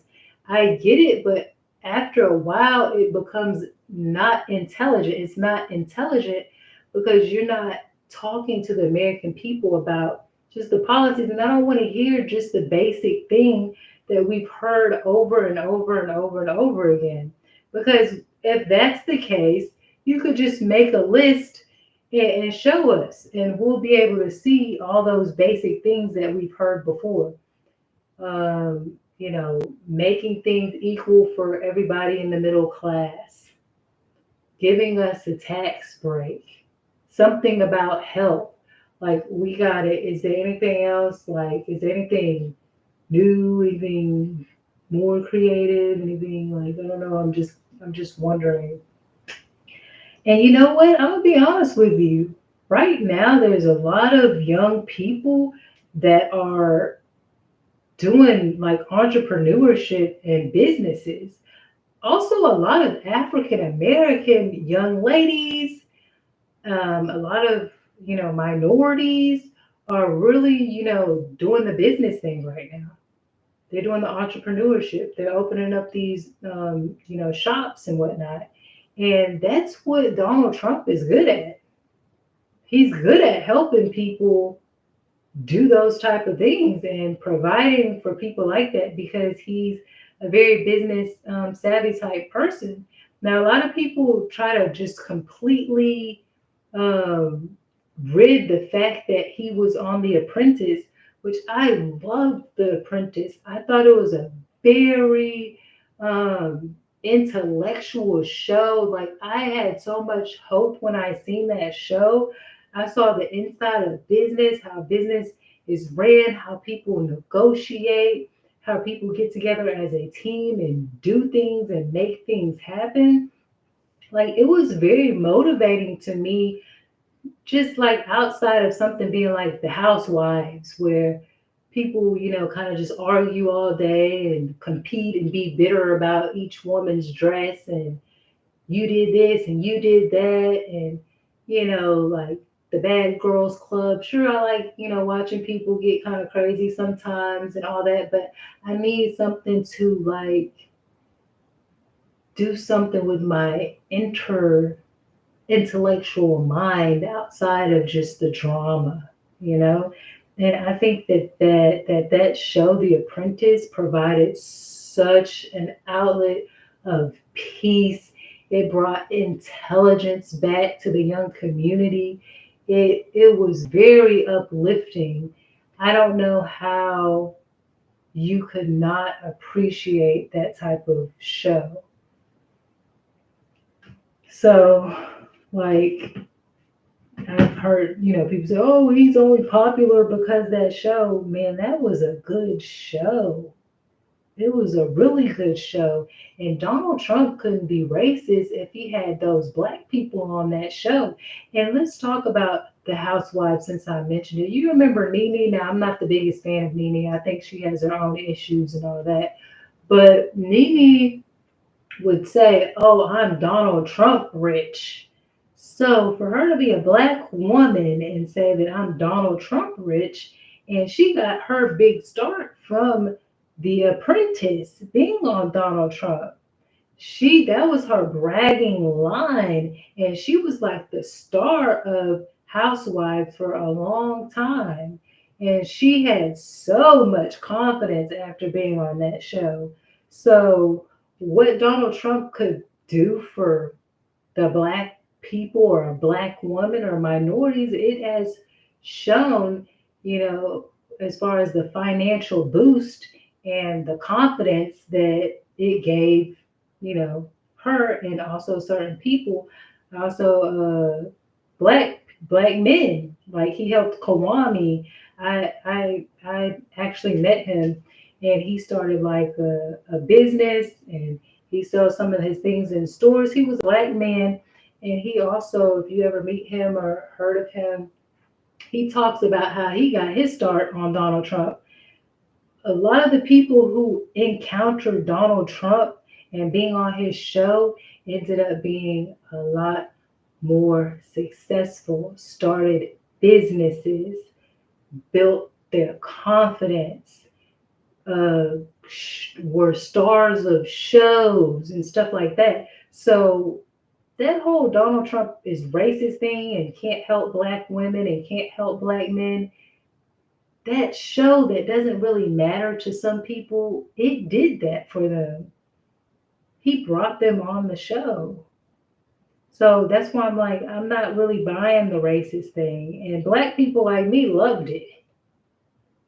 So I don't think that's going to be, a point saying that Donald Trump is racist when he's helped black people become successful just off of that show, The Apprentice. Go talk to some of those black people that were on that show, and they will say that they had a great experience and it helped their life. So, and like I said, if you've never seen The Apprentice, go watch that show. That shows you a lot about who Donald Trump is. It shows you a lot about how he thinks, how he inspires people, how he motivates people, how he sets you up for good business. He's teaching you like like in a group setting and facilitating how to be a business person. Like I said, the business runs the economy. Business runs America. I mean, like, so I don't like to see um, Kamala kind of like down him and people down him about just being this business person and all for himself. That show was definitely not all for himself. That show was all about being for other people. He raised money for organizations. He raised money for philanthropy purposes just to give back. So it can't be a racist type thing. This man is not a racist. And I think he's always been interested in politics. He's always been interested in business. He comes back. His father or whoever, I'm not sure. I think he has a background in business as far as his family. So if you want somebody to help grow the economy, I think that's one person that can help. And Kamala, if her main goal is just, is freedom, freeing everybody, bringing more people here to freedom, she has to have provision for that. She has to make sure there's enough food. She has to make sure that the business part is met, that there's enough, jobs. She has to also look out not just for her people and her race, also for the American people. She has to know when to cut it off. She has to know when to say no if there's enough, because there's got to be a stopping point also. And she has to keep up with the numbers. She has to keep up with the jobs. She has to know the statistics seriously and do make all her moves based on statistics, not just, you know, a good thought in the air, or just it's serious type stuff. And she has to keep her relationships professional with these people, because she would be meeting a lot of men, and she would have to keep them professional. Donald Trump kind of already has a relationship with a lot of these people because of his business um, savviness and whatnot. So I think that what Kamala is trying to sway us on is that she's a prosecutor. Look, are you going to prosecute Donald Trump right now? Because that kind of seems like your focus. She wants to sway us on being a prosecutor. So, like I said, the interesting part about it is when Donald Trump was president, the crime rate was going down, even though he wasn't a prosecutor. So, if you bring in a lot of illegal immigrants and you want to say, oh, well, I brought the crime rate down too, I guess you could deal with some of those illegal immigrants after you didn't really secure the border, and you can compete in that type of way. But look where it's coming from. It's coming from the fact that you said it was okay. You brought people who weren't named and fake names and all this and all that. So now you're really backstepping. Oh, I'm helping now. It's like an illusion, and it's not really moving forward. It's just not the same. So, and if you think we have issues now, because people were not voting for Kamala and her ratings were down with that whole border thing, because people were flooding in over here. So if you thought that was bad, it would only get worse for another 4 years, and then possibly another 4 years. Imagine what the next president would have to do to clean up all of the issues.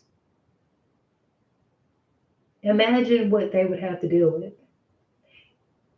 Like I said, Kamala is going to have to come with facts about and statistics and how she's going to help, and not just these naming these prosecutor and titles. She can't just come naming all these damn titles that she's been. Titles ain't going to help us. Proof and productivity is what's going to help us. Matter of fact, you can tell us what you did here with Biden besides COVID. Besides COVID, you need to tell us what you did, what y'all worked on. You need to make a list. And Donald Trump as well. I mean, I think he kind of speaks for himself, but Kamala, especially, you're new to this. You need to really show us what you were doing up in there and what you know.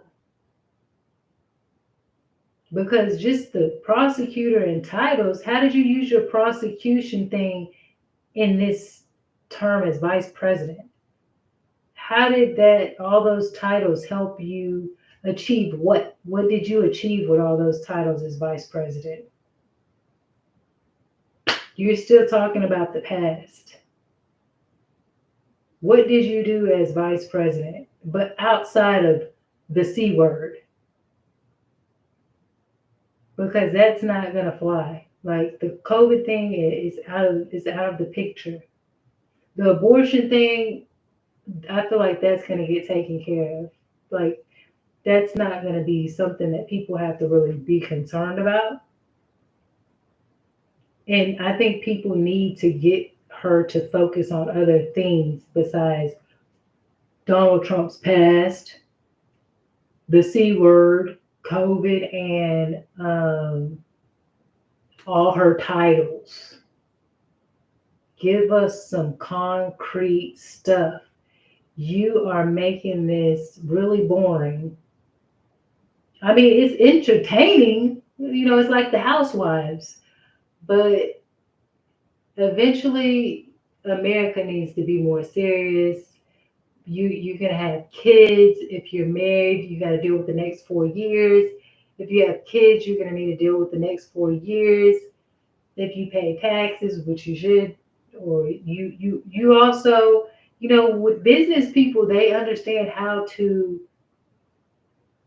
appropriate taxes to where they get certain benefits for doing certain things. It's not a crime to use those properly. It's what you're supposed to do. So once you know how to do it, and you know, just like people be getting food stamps, it's just like business rewards. So, you know, what is it? Not everybody's going to do that, but I'm just saying you need to think about the future. It's more than abortion, it's more than COVID, and it's more than someone's titles, all those titles. Donald Trump is a smart guy. He knows the history of America. He loves America. That's so important. He loves America. He's about American people. He's about business in America. I think if people voice their opinion and what they wanted, that Donald Trump is the type of person that would listen. I feel like Kamala is kind of the type of person that would just deter from it and say, oh, yeah, you know, well, there's a lot of things we got to work on. And it's one thing at a time, but you don't know one damn thing we're working on. And she ain't got to the one thing at a time yet. So that's why I'm like, you know, you can talk a lot of good, mushy stuff, but what are you doing? We need to see something besides all of the flattery and poetry that you're trying to do that you really don't do. But like, you know, she goes off on people a lot about the fancy talk, but it seems like she keeps trying to get more fancier as she goes. Like, we don't need fancy talk, we just need political talk. So, and I think Donald Trump is really good at that. Donald Trump is outside of all this drama. He did that, she did that. Donald Trump is really good at that political talk. He is a Harvard when it comes to political talk. So I don't know. He has the connections, and you know, it's all about getting down to business, if you ask me. So I'm trying to figure out like who is Kamala going to be prosecuting if this is her main thing. Who is she going to be prosecuting? What's her goals as a prosecutor? It is like, what is it that you're cleaning up? Is it something that was already here? Is it something that showed up? What are the statistics? And you would have to say, like, oh, yeah, well, since the population has grown, yeah, you would have to kind of explain what's up. I want to hear something intellectual. So you might have to blame yourself for a little bit of stuff just to say you're going to clean something up if you really look at it that way. But we need the statistics. That means then you would have to reveal all the criminal activity, all the things that have gone under the, under the rug, and then to say that you're supposed to be cleaning this up as a prosecutor. And, what laws are you going to be working on? What things are you going to be trying to enforce and change? Like, we need a list. Like I said, because Donald Trump can talk politics. I think Kamala is just says the words, but I don't know if she actually executes anything. I think she sounds good. She wants to sound poetic. She wants to sound very literature-like. Most of the stuff I don't even think she gets from herself. She gets from a bunch of other people that she and heard or been listening to. Most of the stuff she says isn't even genuinely her. So I'm kind of wondering, who is she really? Like, how does she actually talk? Most of those slogans and slang and sayings are from other people, civilians, regular civilians, and people who, well-known people. I don't really know much of, or she'll just repeat the same thing. I don't really know much of who she really is. I have no idea who she is. Most of the stuff she said, I feel like I didn't heard before.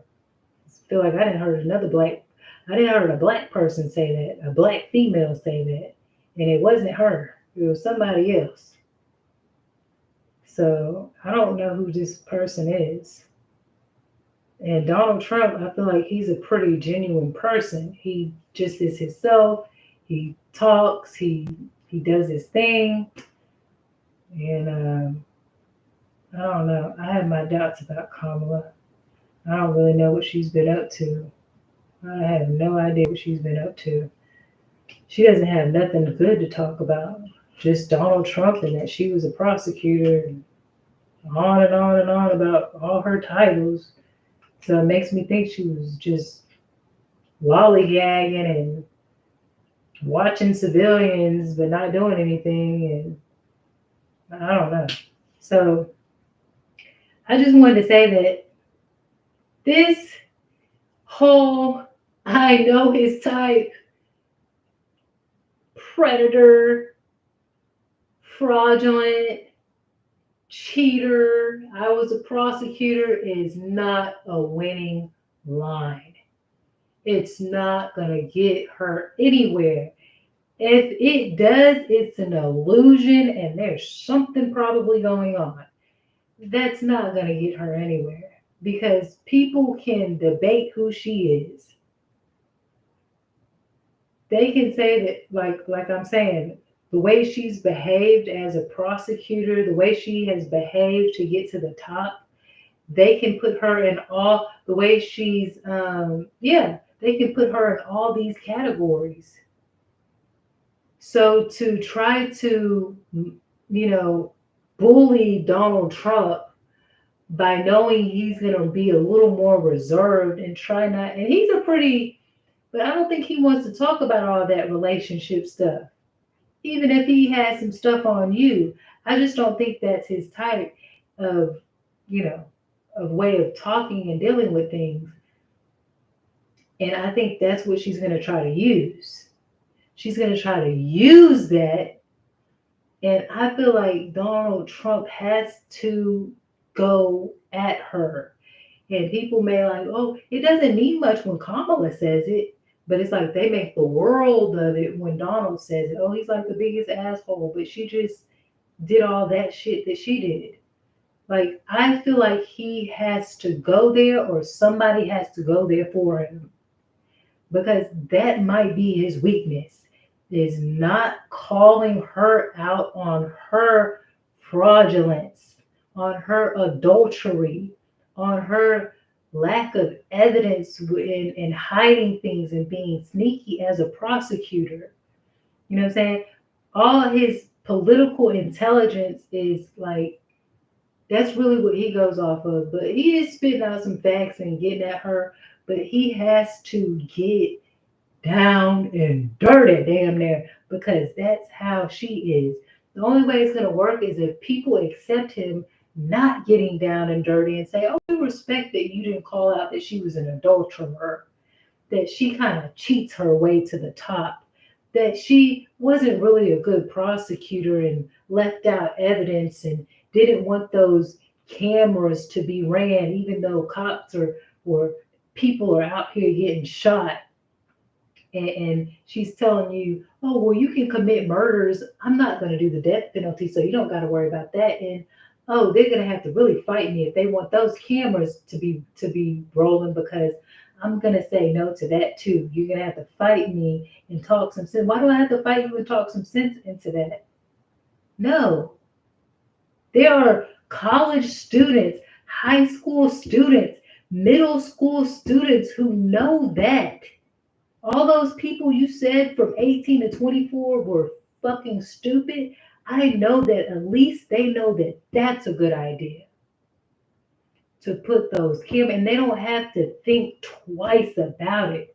And nobody has to force them or call them up and say, "Hey, we're trying to push this. Why aren't you acting on it fast enough?" I'm not talking about the death penalty thing. I'm just saying the cameras. Why did people have to talk you into that? Why did people have to talk you into providing evidence on certain cases? That's a sneaky, dangerous person. You didn't air out all of Trump's issues, but your issues are under the carpet and somebody needs to start pulling it out.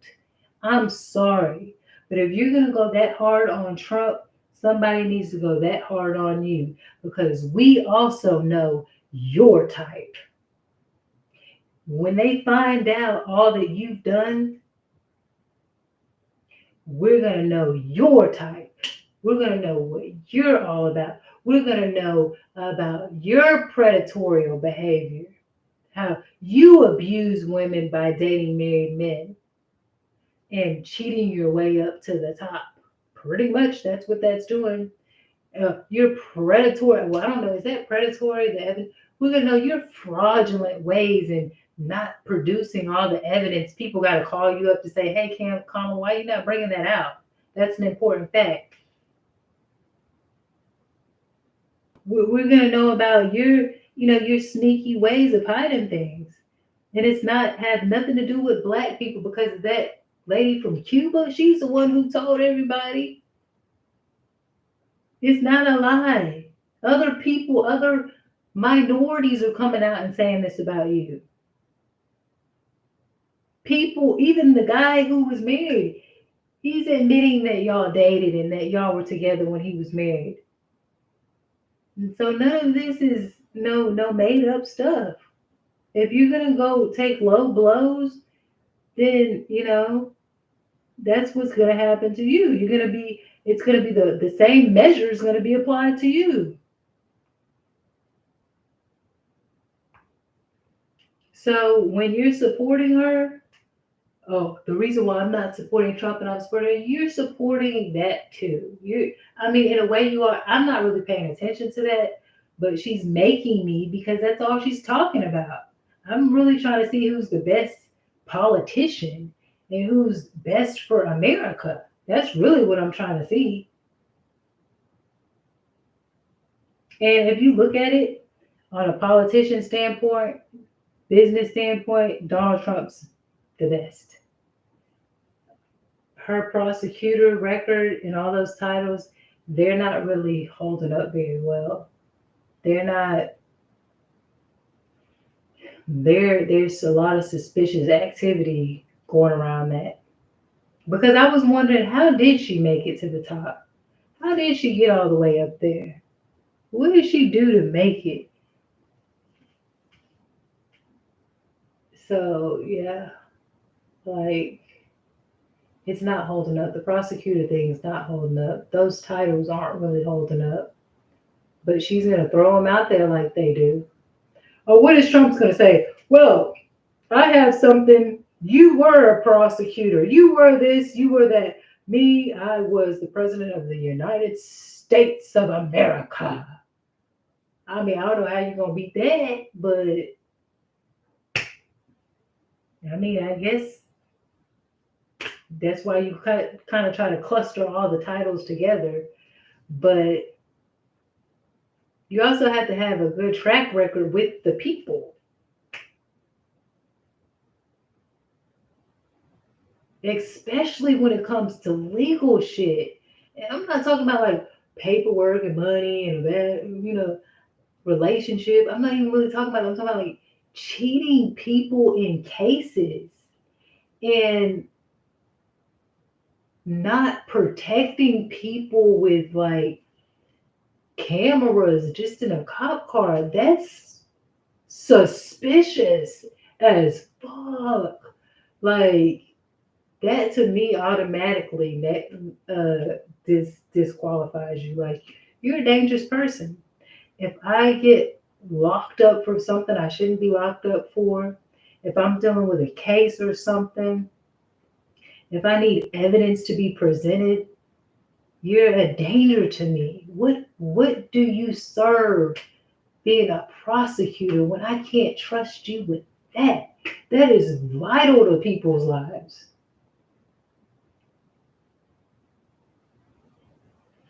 I don't know. We'll see. We'll see. We'll see. I have great apprehensions about Kamala. I'm not going to talk about them all because they get too, on the spiritual and side that most people don't understand. I don't want to go there with the dreams and visions and the nightmares that I've had. So I'm gonna just keep it where but I'm gonna tell you this. I think on some of my YouTube channels, people have seen this. This was way before Kamala. I have had nightmares about certain things, certain people, and like I said, I don't like to bring it up because I think people like to battle that, and but like I said, I was very young and I didn't even really know about any of this, these types of people, this and that, or whatever. And I had this vision. I really wasn't even around that many people like that. I had no idea. And I had visions that were disturbing. And as I got older, I talked about it and it kind of made me a target because it scared me. And I don't know. It seems like people have tried to make it come true based on what I said. So I don't know what is what. I don't know why I would even get the vision if I had never dealt with certain type of people and didn't really know certain type of people at the age of 14 or 15. So that kind of is what has thrown me off as well into some of the thoughts that I had. But there's also a lot of evidence showing that some of this stuff is kind of related. I don't want to be a slave. And it's like a lot of people talking about this freedom. And I feel like it's an exchange. I feel like it's like a destiny swap. Like that's just how I feel. I feel like it's your freedom, like their freedom for mine. And I don't want to be a part of that. I don't want to be a slave. I don't want to be ignored as a person in America for someone who is more interested in people who aren't American or who are, I don't want to be. Americans go through hard times. Americans are struggling with jobs. Americans need more, assistance. And I just feel like that if you're not an American, like just full blooded right now, that it's gonna take us back some steps. And she scared me when she said she was that type. Oh, she understands that type, the fraudulent, the predatorial, and the cheater. She's like, oh, trust me, I understand that type. That was scary because it was almost like a mirror.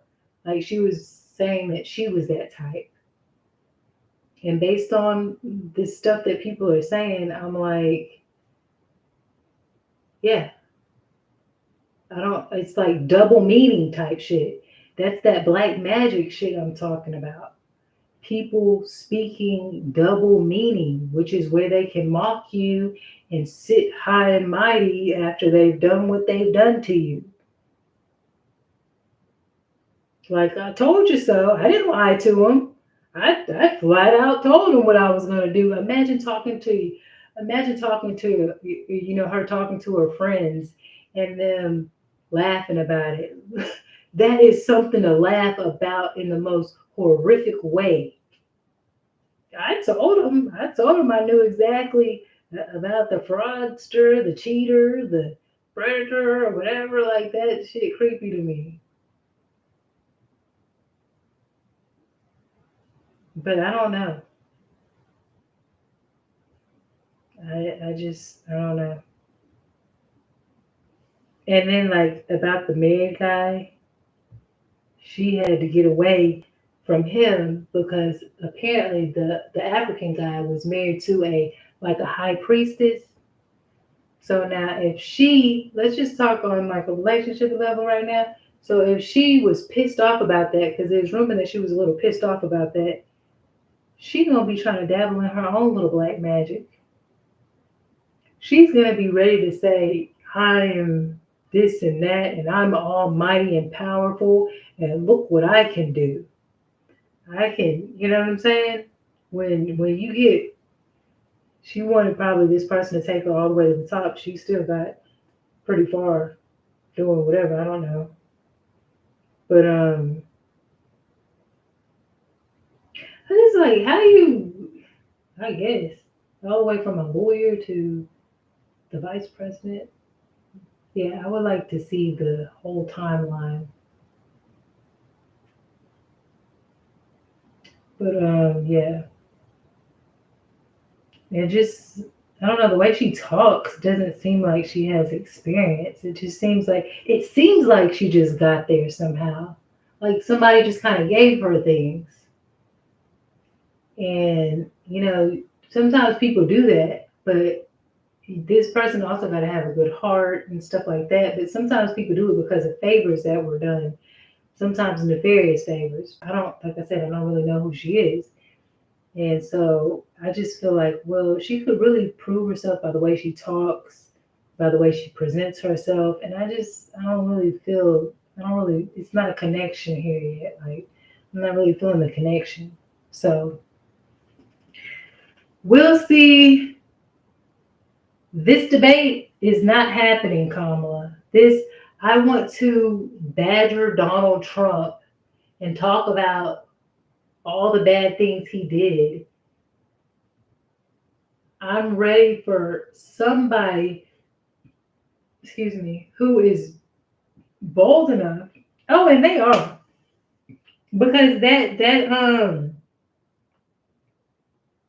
Ben, what's his name? Shapiro? I'm not really sure.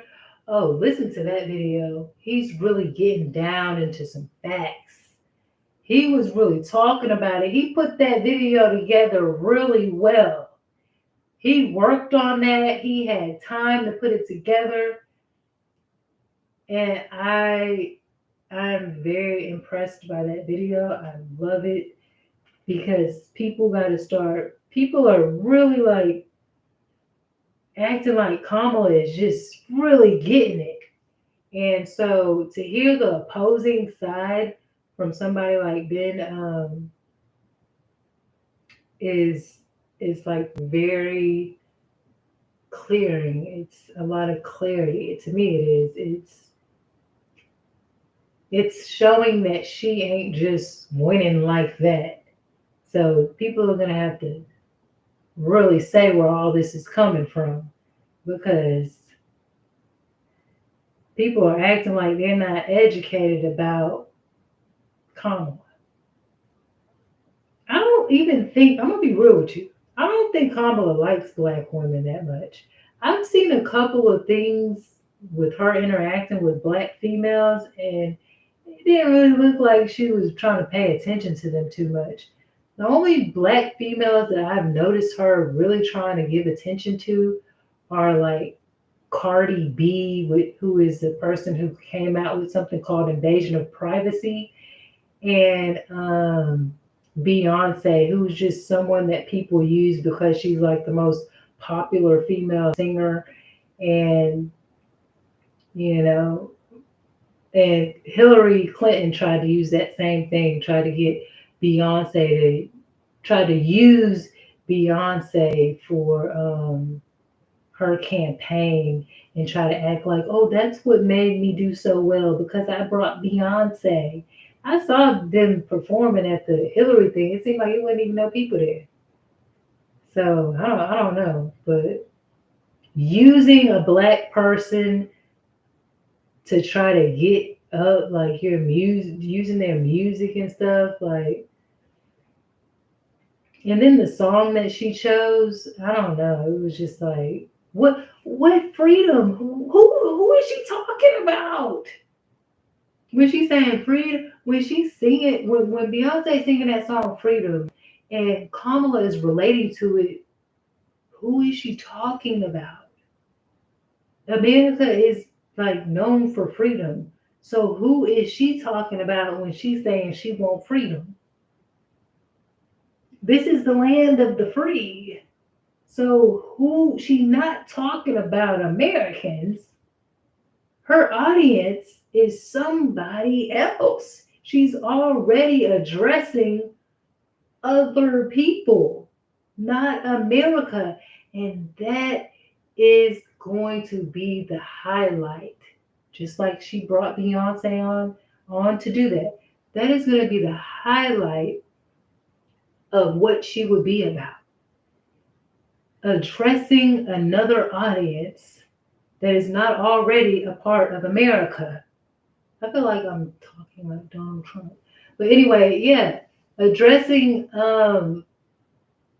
addressing another audience. I'm not her audience. Her audience is somebody else who needs freedom. It's not me. I need freedom though. I need freedom. I'm an American. I need freedom. But she ain't talking to me. She ain't talking to my black ass. Oh no. So that coconut tree ain't bringing no nutmeg, baby. They said she don't talk right. Oh, I'm just saying. Nah. Mm-mm. She ain't talking to the audience. She ain't talking to us. And they gonna be locking up them baby bottles. They gonna be locking up that baby formula. I ain't running for president right now. I ain't not right now, ever. I ain't trying to do all that. I would never run for president. I wouldn't mind helping people in the political, but I wouldn't run for president. No. I would love to be a vice president. I don't know. That's kind of big too. But really, I would just like to be around them in the White House and see what they be doing and stuff like that. I think that's a lot. You know what I'm saying? Like, I don't need to be all that. No, I ain't trying to do that. I ain't trying to be that. But like being amongst them and seeing what they do, how stuff is ran, how they get things passed, how they work on certain projects, that's interesting to me. I feel like that's more detailed. You know what I'm saying? You got to really know what you're doing to go to that president stage. You got to be a real history type person to do that, business minded type person. Law, I think that's important too, but you got to have the right heart and the right mind for really wanting to work and help people You have had to been that already. Like, so, I'm just nosy. I just want to know what be going on. I want to know what people talking about. I want to know what people working on. That's my type of thing. But I ain't trying to do that because I wouldn't know what the fuck I'm doing. Lawyer or not. I ain't no way I would be a lawyer and know what I'm doing up in there like that. I mean, I might know about some lawyer stuff, but I don't know. You know what I'm saying? I'm into clothes. I like fashion and stuff like that. I like athletic stuff and stuff like that. I like other type of stuff. But I mean, I really can't do nothing like that. Like that's not my thing. I could walk around and see what they talking about, and make sure they look good, and give them some type of swag here and there. But I ain't, what I'm saying. I could find out some stuff based on what they talking about. I ain't trying to do it. I don't know. I love the fact that a man leads. I like that.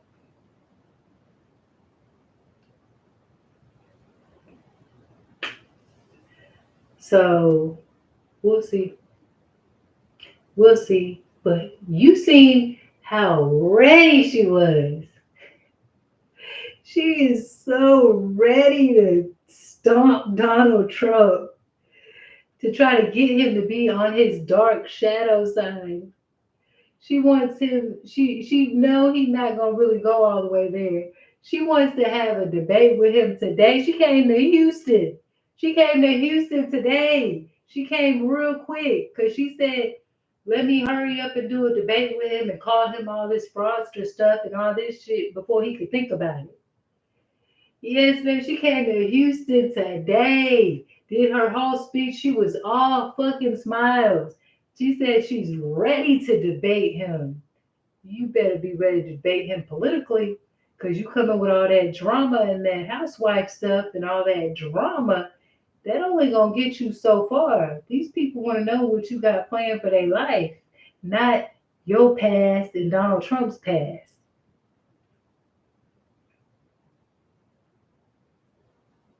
That can only last so long. So when you get that out of your system, Kamala, bashing Trump, it's gonna be some people who already did videos bashing you and telling the truth on you. You're just going live in public and doing it on stage. So you people, y'all need to watch these videos about Kamala. You need to watch these videos. And I gave you the best one to watch in the description, but there's more. So after this video, I'm still gonna be working on it. I'm gonna make a list of videos that I already have a playlist of Kamala and people saying about her relationship with the African guy, about how she was holding her hand with what's his name? She wouldn't let go of his hand. And just like I'm gonna make a list. I don't know if I could put my playlist on here. I haven't gotten that far in life yet. But I do have a playlist on my phone called Kamala. I missed one A in her name. It's locked all of a sudden. It wasn't locked before. Now all of my playlists are locked. They put it on lock. It was not locked. Matter of fact, I used to want my playlist locked, but it's locked all of a sudden. Ever since I put Kamala's on there, it got locked. I see a clank on the lock. It wasn't no locks on my playlist. So yeah, I'm building a playlist of all the interesting things that are under the rug about Kamala, why she wanna come hard on Donald Trump and talk a lot of toot, toot, toot, toot, toot about him. People got the downloads, girl. They got the juicity juice on you, girl. That didn't sound right. But they got the 411. They got the info on you. So yeah, she gonna have to start talking smart. Cause this ain't working. Why her eyes look so dark? I mean, look at this. I'm not, can y'all see this? Oh, let me tell y'all. When I hear this man do this video, my ears start moving like alfalfa. I was gonna show y'all. My ears start literally going like this. And it takes a lot for that to happen. So yeah, it was my if I play it right now and watch this with y'all, y'all gonna see my ears start moving like damn alfalfa. But she looks so dark right here. Look at her eyes. Oh, you can't see because that thing. Her eyes look scary. They look. You can see it on the side. Her eyes look scary. Like nothing's there. It's creepy. Am I tripping? It says panic with a dose of racism. Republicans scramble as Harris energizes voters. Baby, I don't got no energy for you to mess with. Anyway, so be careful when people start using all them energy words. No, sir. No, ma'am. So, but I don't know. That's just how I am. If you look that up and look at her eyes, man, it looks scary. It looks like nothing's there. It looks really dark.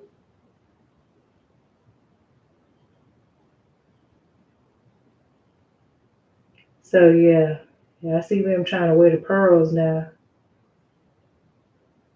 They've been stuck on the pearls.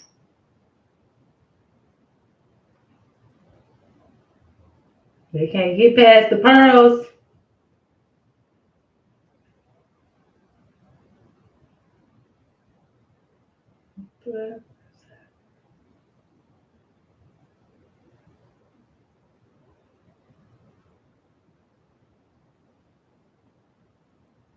That's what I say. I call them pearls, baby.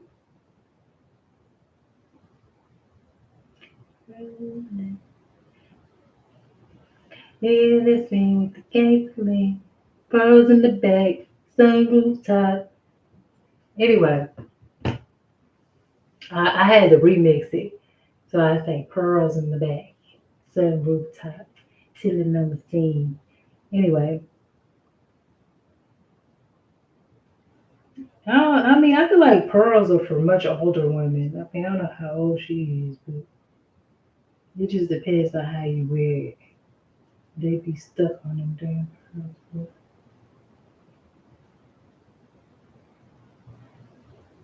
Yeah, I see you trying to take that style. I got a shirt like damn near all them shirts. Anyway, but so yeah, don't look like I don't be wearing my clothes on YouTube like that, but I can show y'all all my clothes. I got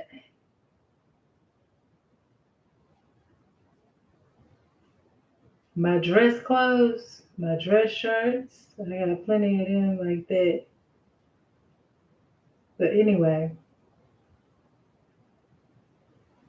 I ain't trying to do all that. It's too hot. And I feel like when I dress like more professional, cause I was gonna pretend that I was like all political and wear like a nice little shirt, one of my little silk shirts in my because I got that same gray suit. I remember I got that from Dress for Success. That was the first suit I got. It was a gray one, just like the one she'd be wearing sometimes. And yeah, I probably got it. I wonder if I got it. Shoot, right now, look. Give me a second. I don't know if y'all will wait, but I'm gonna show y'all one of my suits I got. Don't look at me. Can you see me?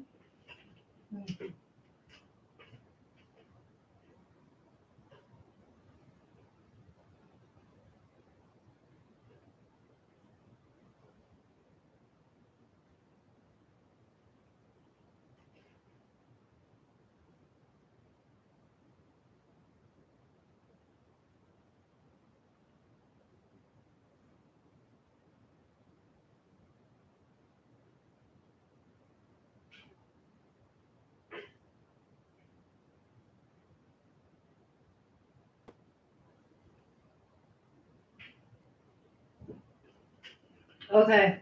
I'll show you a couple of my suit jackets. I got a bunch, but I got like, here's one. I think this is really cute. I love this like little pin here. I think that's cute. Don't everybody start getting nothing like this. Then I got this. Oh, this is the one that, this isn't the gray one that I'm talking about, but I have this one too. This one I bought somewhere else. And then I got this one. This one's Calvin Klein. I think it's really nice. But yeah, nobody will really ever see me in these, but these are my little I love the chain. Like they got like a little chain right here. Calvin Klein. I love the cuff links and all that. I think it's really nice. This is really basic. I rarely wear this, but it reminds me of my first suit from Dress for Success when I needed help. And I got this. I found it in a bargain, and I think this is really nice too. So yeah, just so y'all won't be thinking, oh, she be saying she likes fashion. Oh, look at this though. Look at that. Look at the shoulder pads. You can like not really see, but I think it's just lovely. It's lovely. Look at that back. It's wrinkled, but it's got a nice shape in the back too. So I know y'all probably be like, oh, she just be talking about that fashion stuff. She ain't got no clothes. She look broke. I do. I just don't. I don't wear them.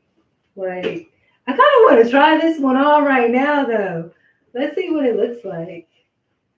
Look at those shoulder pads. Let me see.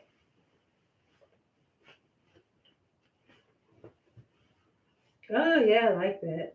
It looks good. It's not. It's kind of a little, I don't know, shouldery, but it's cute with the right shirt. I have really cute shirts to wear with it too, but yeah. So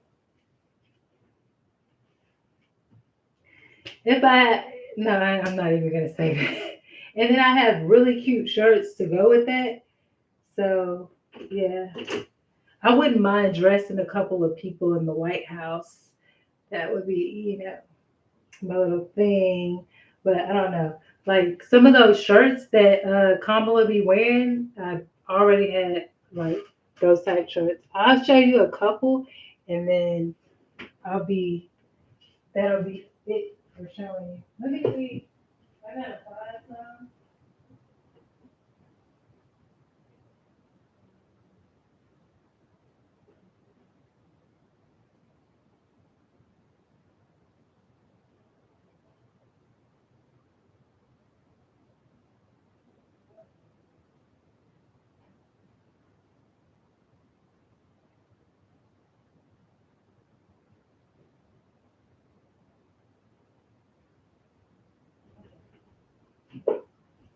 I promise I wasn't trying to make this a fashion show, but I just wanted to show you some of the stuff that I had. So I showed you the three jackets. Some of the stuff I never really wear. But like this is a really cute shirt. I love this. It's pretty.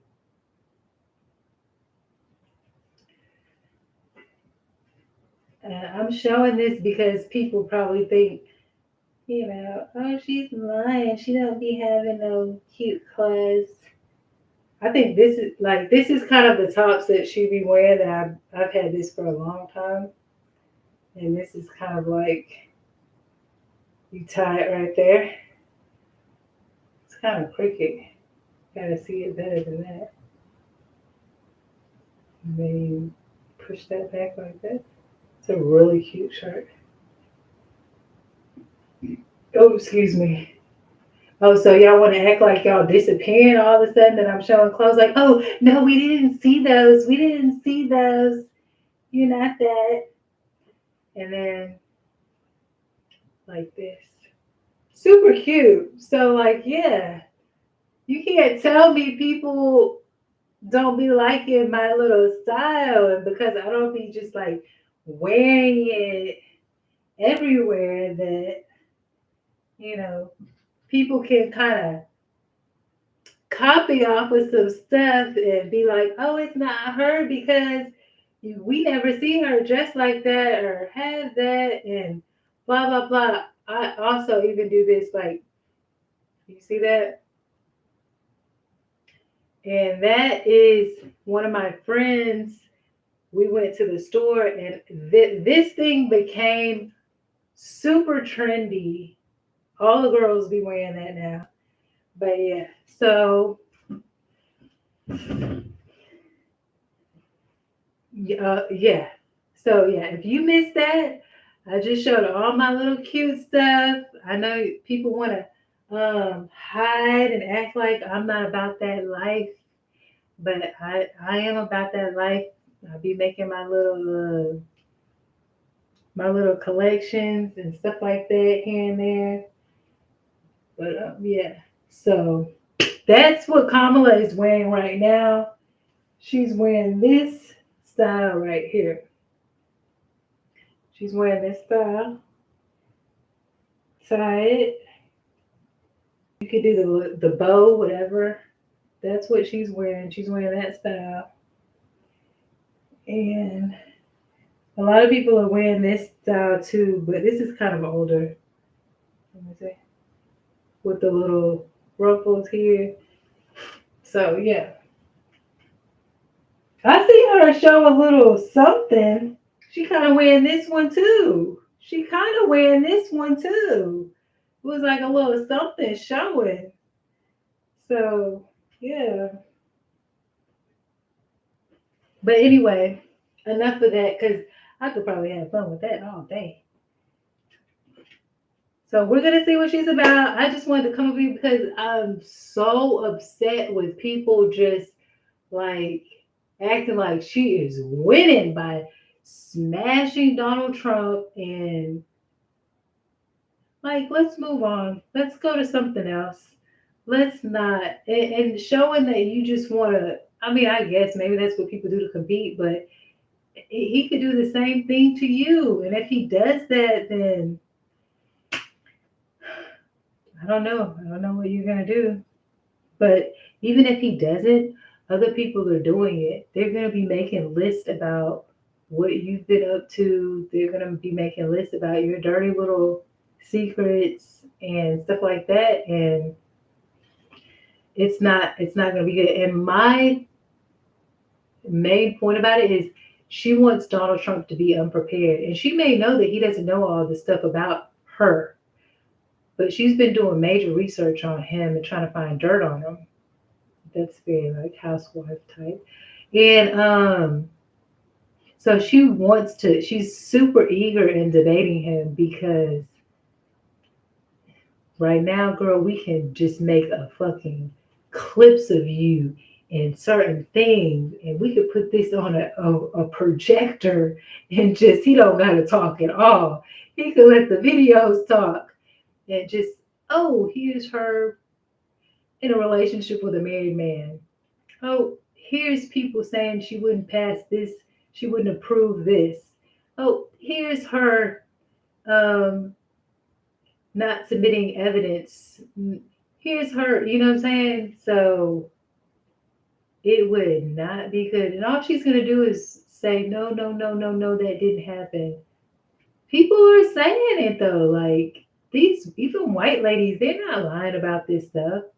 It's always something with her. And the reason why she can get away with it is because like people pressured her to make the right decision. After a while, she went with it. So she'll say, I was a part of making sure that cameras were in police cop cars, but she won't tell you that people pressured her to do it because initially she was saying no. And they were telling her she needs to get on board with the decision. And why hasn't she? It was not her first mind of doing that. She was not on board, but she'll tell you as if she had been on board with it the whole time. And she'll act like she was such a progressive in it. Oh, I did this, I did that. People had to beg her to do it, which was the right thing to do, and everybody would agree. So she's putting stuff under her belt that she was strongly advised and pushed by other people to do because she wouldn't do it. That's completely different than saying, I'm for this, I'm going to do this the first time. And that's completely different than somebody begging you because it's the right thing to do. So, really, you're putting other people's stuff under your belt. They cried for you to do the right things, and you just gave in because it was pressure. Those weren't things you wanted to do. That wasn't in your heart. That really wasn't in your intent. But you are, and that's a part of an illusion. And that's a part of the black magic that I'm talking about. To pretend you were always on board with something that you weren't. That's kind of fraudulent. Because you're not going to go up there and say, oh, you know what? At first, I wasn't really for cameras being in cop cars and body cameras being on cops. You're not going to tell us, well, at first I wasn't for it. You're just going to say, I helped make a difference. I made sure that cameras were in cop cars and body cameras were on the officers so that there wasn't any guesswork going on. That's how she's going to tell you. That is sneaky. That is fraudulent.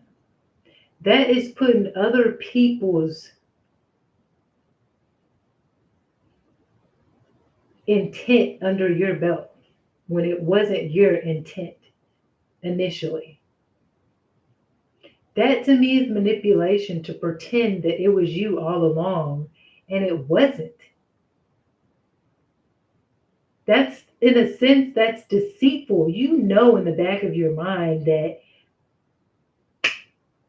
that's not really what you were trying to do. You know how they pressured you and kind of tried to force you to do this, to do the right thing. But you're not telling anybody that. But that's what happens when someone sees being the president or running for the president, because she probably already sees herself like that, as just a debate and not actually responsible for what happens in the lives of people. She has not showed responsibility for the lives of people. And I can just go on and go on because I'm very passionate about Donald Trump, as you can see. So I don't believe that Kamala is winning. And I'm not going to get into that. What upset me about Kamala is how she was more interested in fighting a Mark Zuckerberg. Is that how you say his name? About having an opinion on YouTube about some of the things that were going. She already, freedom of speech. What freedom? What freedom? You made sure Mark Zuckerberg started giving people strikes for their freedom of speech. There's no way you're about all that freedom. When I saw that in the court where she kept questioning Mark Zuckerberg, why are you talking to Mark Zuckerberg? First of all, why are you talking to him? This is the YouTube nation. Why are you getting involved with the YouTube nation? Why are you messing with creators having their opinion and talking amongst each other? She took our freedoms away with that. She was in there. I seen her questioning Mark Zuckerberg about everything. People who had an opinion about her, people who said this, people who said that. She went ballistic on people talking about certain things. There is no way that she's not talking about taking some of our freedoms away when she made that move. There's no way. There is no way. because I got a strike. I'm one of the people who got a strike for talking about the sea because I really wasn't reading all the rules and all that. She was third degree in Mark Zuckerberg. Ask why she was talking to Mark Zuckerberg so hard in court. She, to me, is a threat to YouTube. She already was about our freedom of speech and this and that and blah, blah, the blah, blah, blah. You came over here that fast and got rules changed on YouTube. People got strikes. That's a fucking red flag.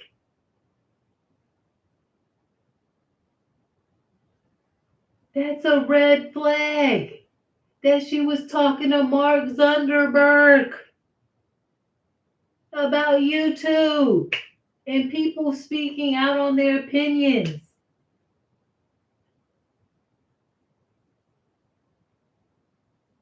We ain't gonna have no freedom. We's gonna be picking cotton. That's what we gonna be doing.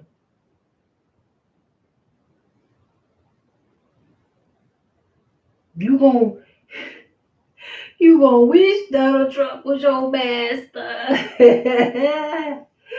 Kamala gonna waka. Oh yeah. I'm telling you, I'm acting like I'm, playing about it, but you playing boy.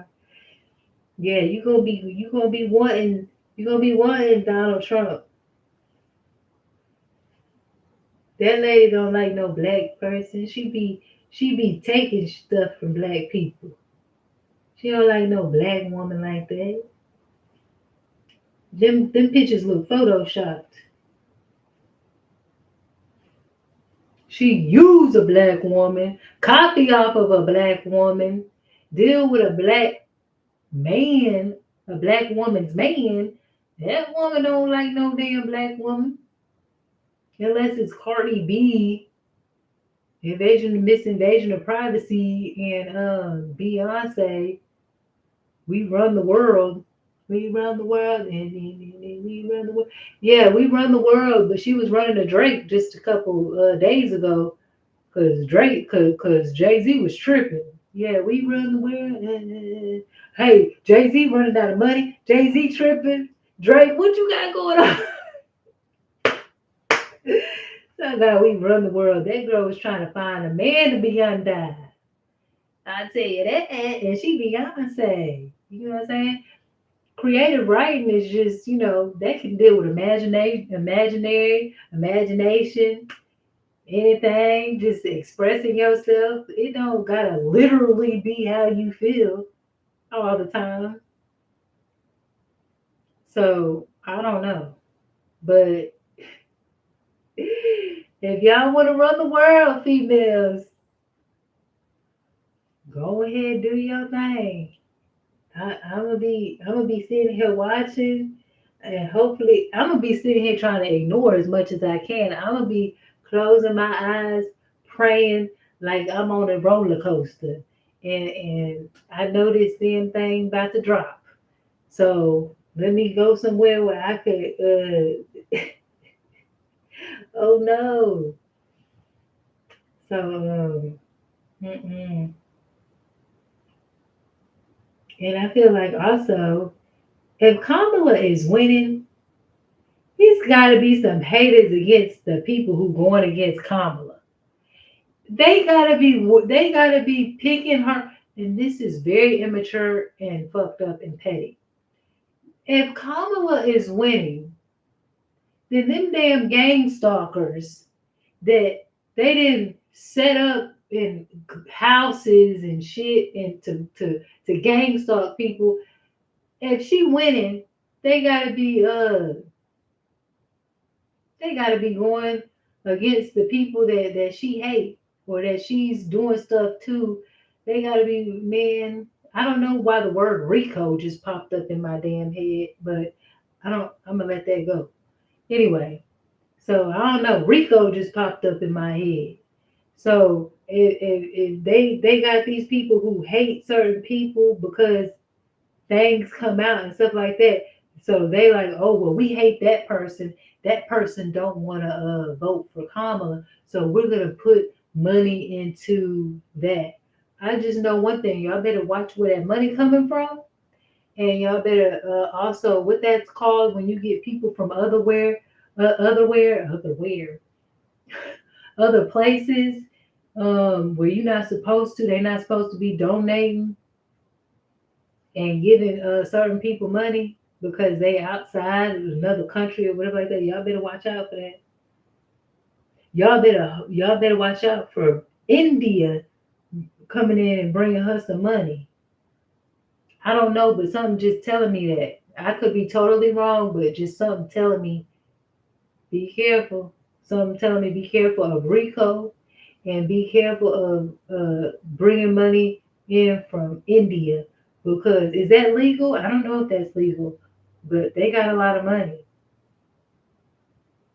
They got one of the richest people over there. They got a lot of money, and they gonna do some destiny swapping shit on y'all. They gonna do some destiny swapping shit on y'all if y'all let it happen. Shit, they about to take over America. India gonna take over America if Kamala get in here. What business she got doing over here? What's she doing? And I'm not trying to sound funny or racist because I'm not. But what's she doing over here? What she want to do? Lay it down on the line. Let me see it on the whiteboard. Give me more than the basic stuff because everybody done talked about that before. What projects you got going on? Because I know they was giving some of them, they was giving some of the kids that was coming over here like benefits like they was giving some of the foster kids, American foster kids. They wasn't even worried about no shit. I don't know. But they got their parents. And they be getting jobs quick. They be becoming managers because they speak another language. Now I don't know about the people from India because I see a lot of them, but I don't see where they work at. Like I actually live in a neighborhood with a bunch of people from India. Oh God, please free me. And, I mean, I didn't really mean that like that, but I'm just honestly like my life over here has been horrible. That's basically what most of my channel is about. And but they're like in the house most of the time, and they like live with groups of people, so they rent gotta be low. They be living with like 8 people, and it's like I don't really see them that much, but some of them are getting manager jobs and stuff. And oh, they is not the nicest person. But a lot of minorities aren't being very nice lately. But I don't really see them, but I know they're here. Where are they at? How are they making money in their houses? It just feels like they're hidden in houses and they're still making money somehow. And I'm like, because I see a lot of them at the mosque.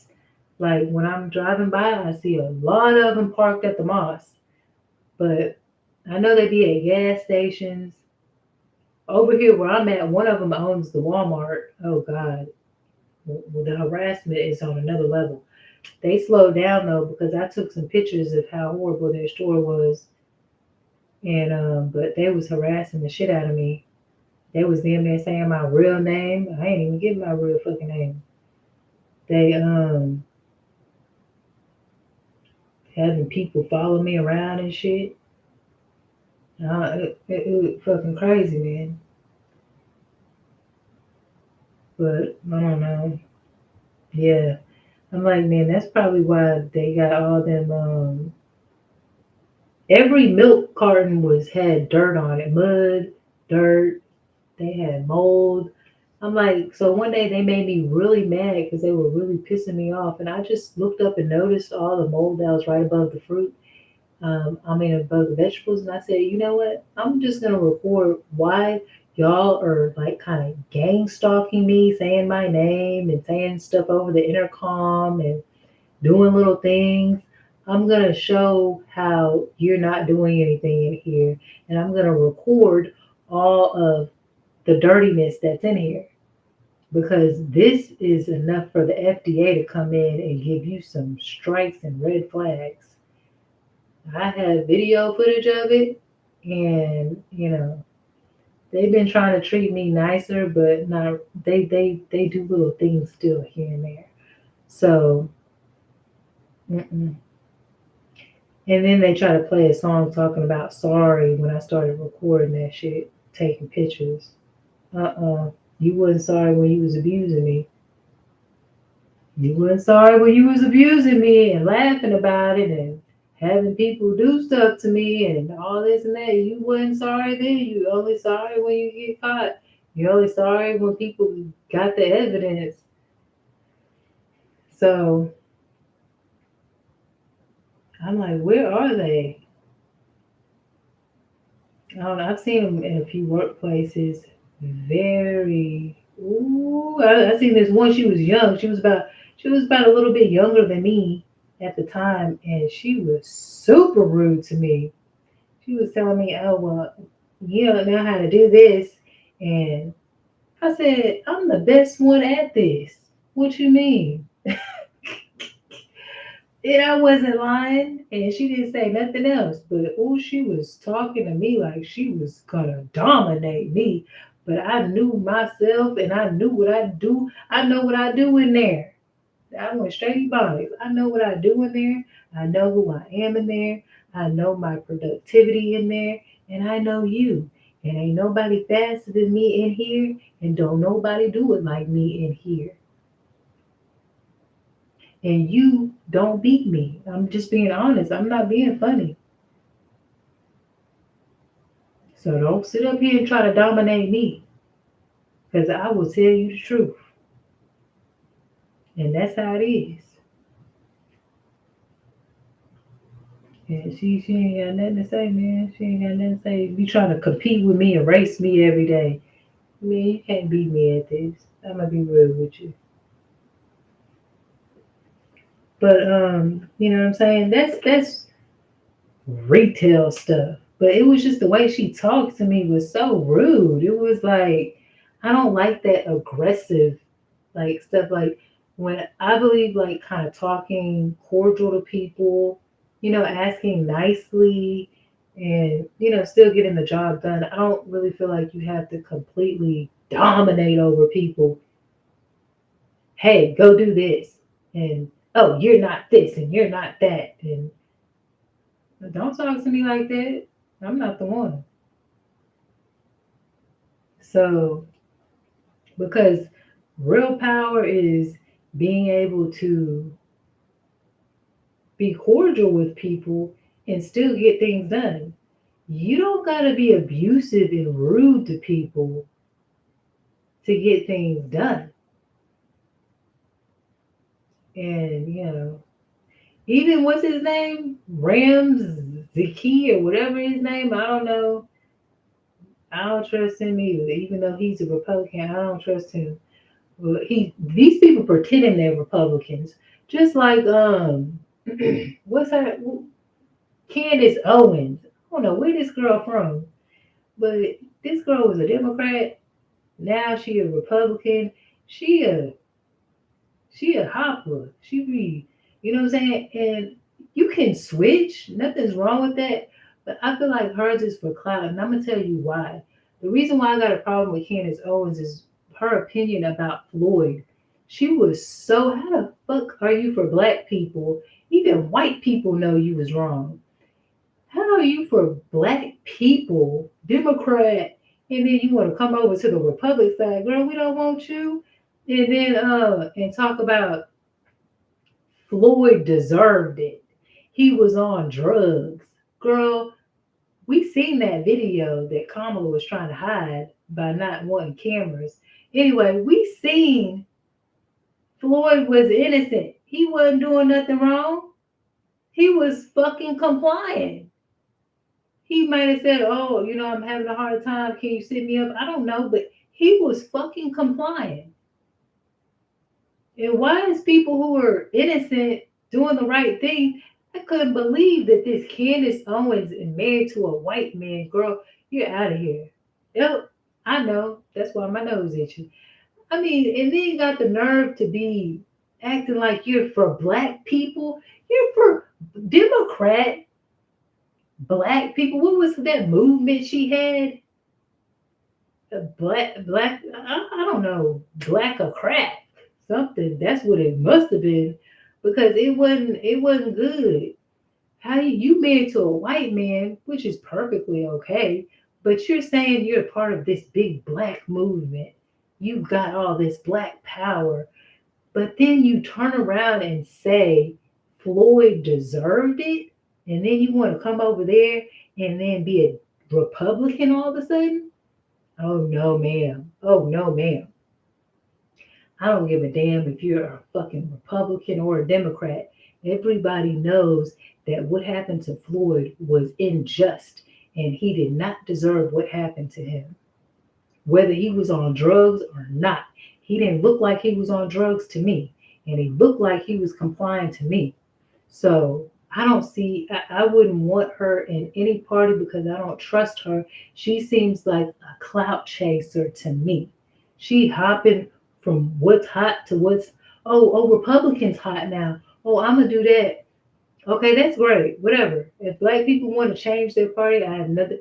But you can't say you're black and say that Floyd deserved what happened to him.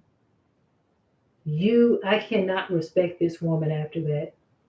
I just cannot. I don't know who she is. I don't know what she's about. I don't understand her. I don't get it. I don't think she's even black anymore. Like she's something else. I don't know what tribe she comes from, but she's making me think her dating her white husband is clout chasing too. It's just whatever the trend is, because they want to follow along with what somebody else is doing. Hmm? It's not, I don't feel like you're genuine. What human being says that Floyd deserved that? How are you black, woman? You're a fucking racist and you're black. I mean, I have a hard time with black people, but I would never, ever in my life bring a black man down for nothing. I mean, no, an innocent black man sit there and get suffocated, and then you want to be a part of the black movement, talking about we can't breathe, let us breathe. Man, come on, man. That was unredeemable. Unredeemable. She said it with such conviction too. She said it with such conviction. He deserved it. He was on drugs. What type of deal? You must be a plant. You gotta be a fucking plant. Ain't no way. You is off the rockers. Like, what are you? You can't be a judge. You're intelligent? What? What school did you go to? All she knows how to do is say left and right. Man, get out of here, man. You can't even judge right. It don't take a rocket science to see that. It don't. These first, second, third, middle schoolers could see that man didn't deserve that. You a grown ass woman and talking about that man deserved that. You gotta be clout chasing. She dangerous. You can't trust nobody like that. You have an opinion based off of clout chasing and trying to get views and trying to make it to the White House and trying to. You can't trust a person like that. That's fucking dangerous.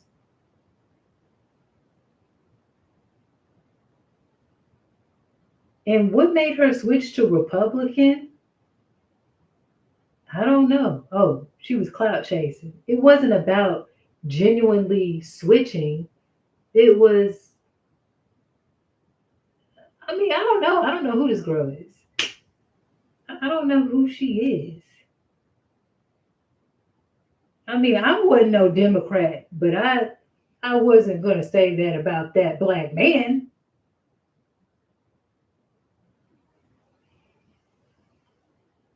Yeah, y'all could all go run hide. I'm a Trump supporter. Trump, dun, dun, dun, dun. Trump. What is that? That's Trump. You know what I'm saying? All I see is the bands with the trumps and the black guys doing the dance for Trump and the white guys Trump Trump. Yeah, I'm all about that Trump life, baby. I'm all about that Trump life. Now the haters gonna be haters. I ain't worried about it. Let the haters be haters. And you know what? I'm about to get off of here. I really have a passion for Trump. I realize that because this is the longest video I have ever done. And you know what? If I had it, it would be something right here in red, white, and blue that says Trump, and I would have the band playing, the white boys, the black boys. Yeah, I would. It would be saying Trump.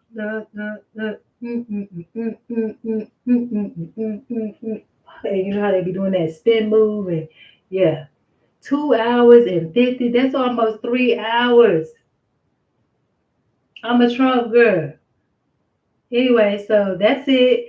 All I want to say is do not fall for her bashing him about his past. Kamala has a past too. Check out that video by Ben. I just learned his last name. I'm pretty sure people know him because he has like 1.3 million subscribers. So I don't want to say his name wrong. Ben Shapiro? Not really. But yeah, check that video out. He's talking about facts. He's giving the history about Kamala because everybody seems to know about the great Trump, but not a bunch of people know about Kamala. So we're going to put them both on the table. Check out that Ben Shapiro. Hopefully, I'm not messing up his name video. It's in the description below. Check it out. Pick for yourself. Make the right choice. I want freedom, but I don't know if she can give me the type of freedom I'm looking for. Okay, so don't be fooled by the words and all that and all this and all that. Because I guarantee you, Donald Trump is here to liberate as well. So, think about who she's talking about. Think about what her interests are going to be. Think about all of that. Think about how the economy is going to be affected. Think about the farmers versus the people. How many? Think about the statistics, the ratios, all that good stuff you need to think about. It's actually it is like running a business. It's like running a business. Being the president of the United States is very, very much like running a business. You are running the whole world, monitoring statistics, setting projects up. Donald Trump knows how to do that. Okay? Being a president is like running a business. I'm done talking about this, and I know that I'm not like this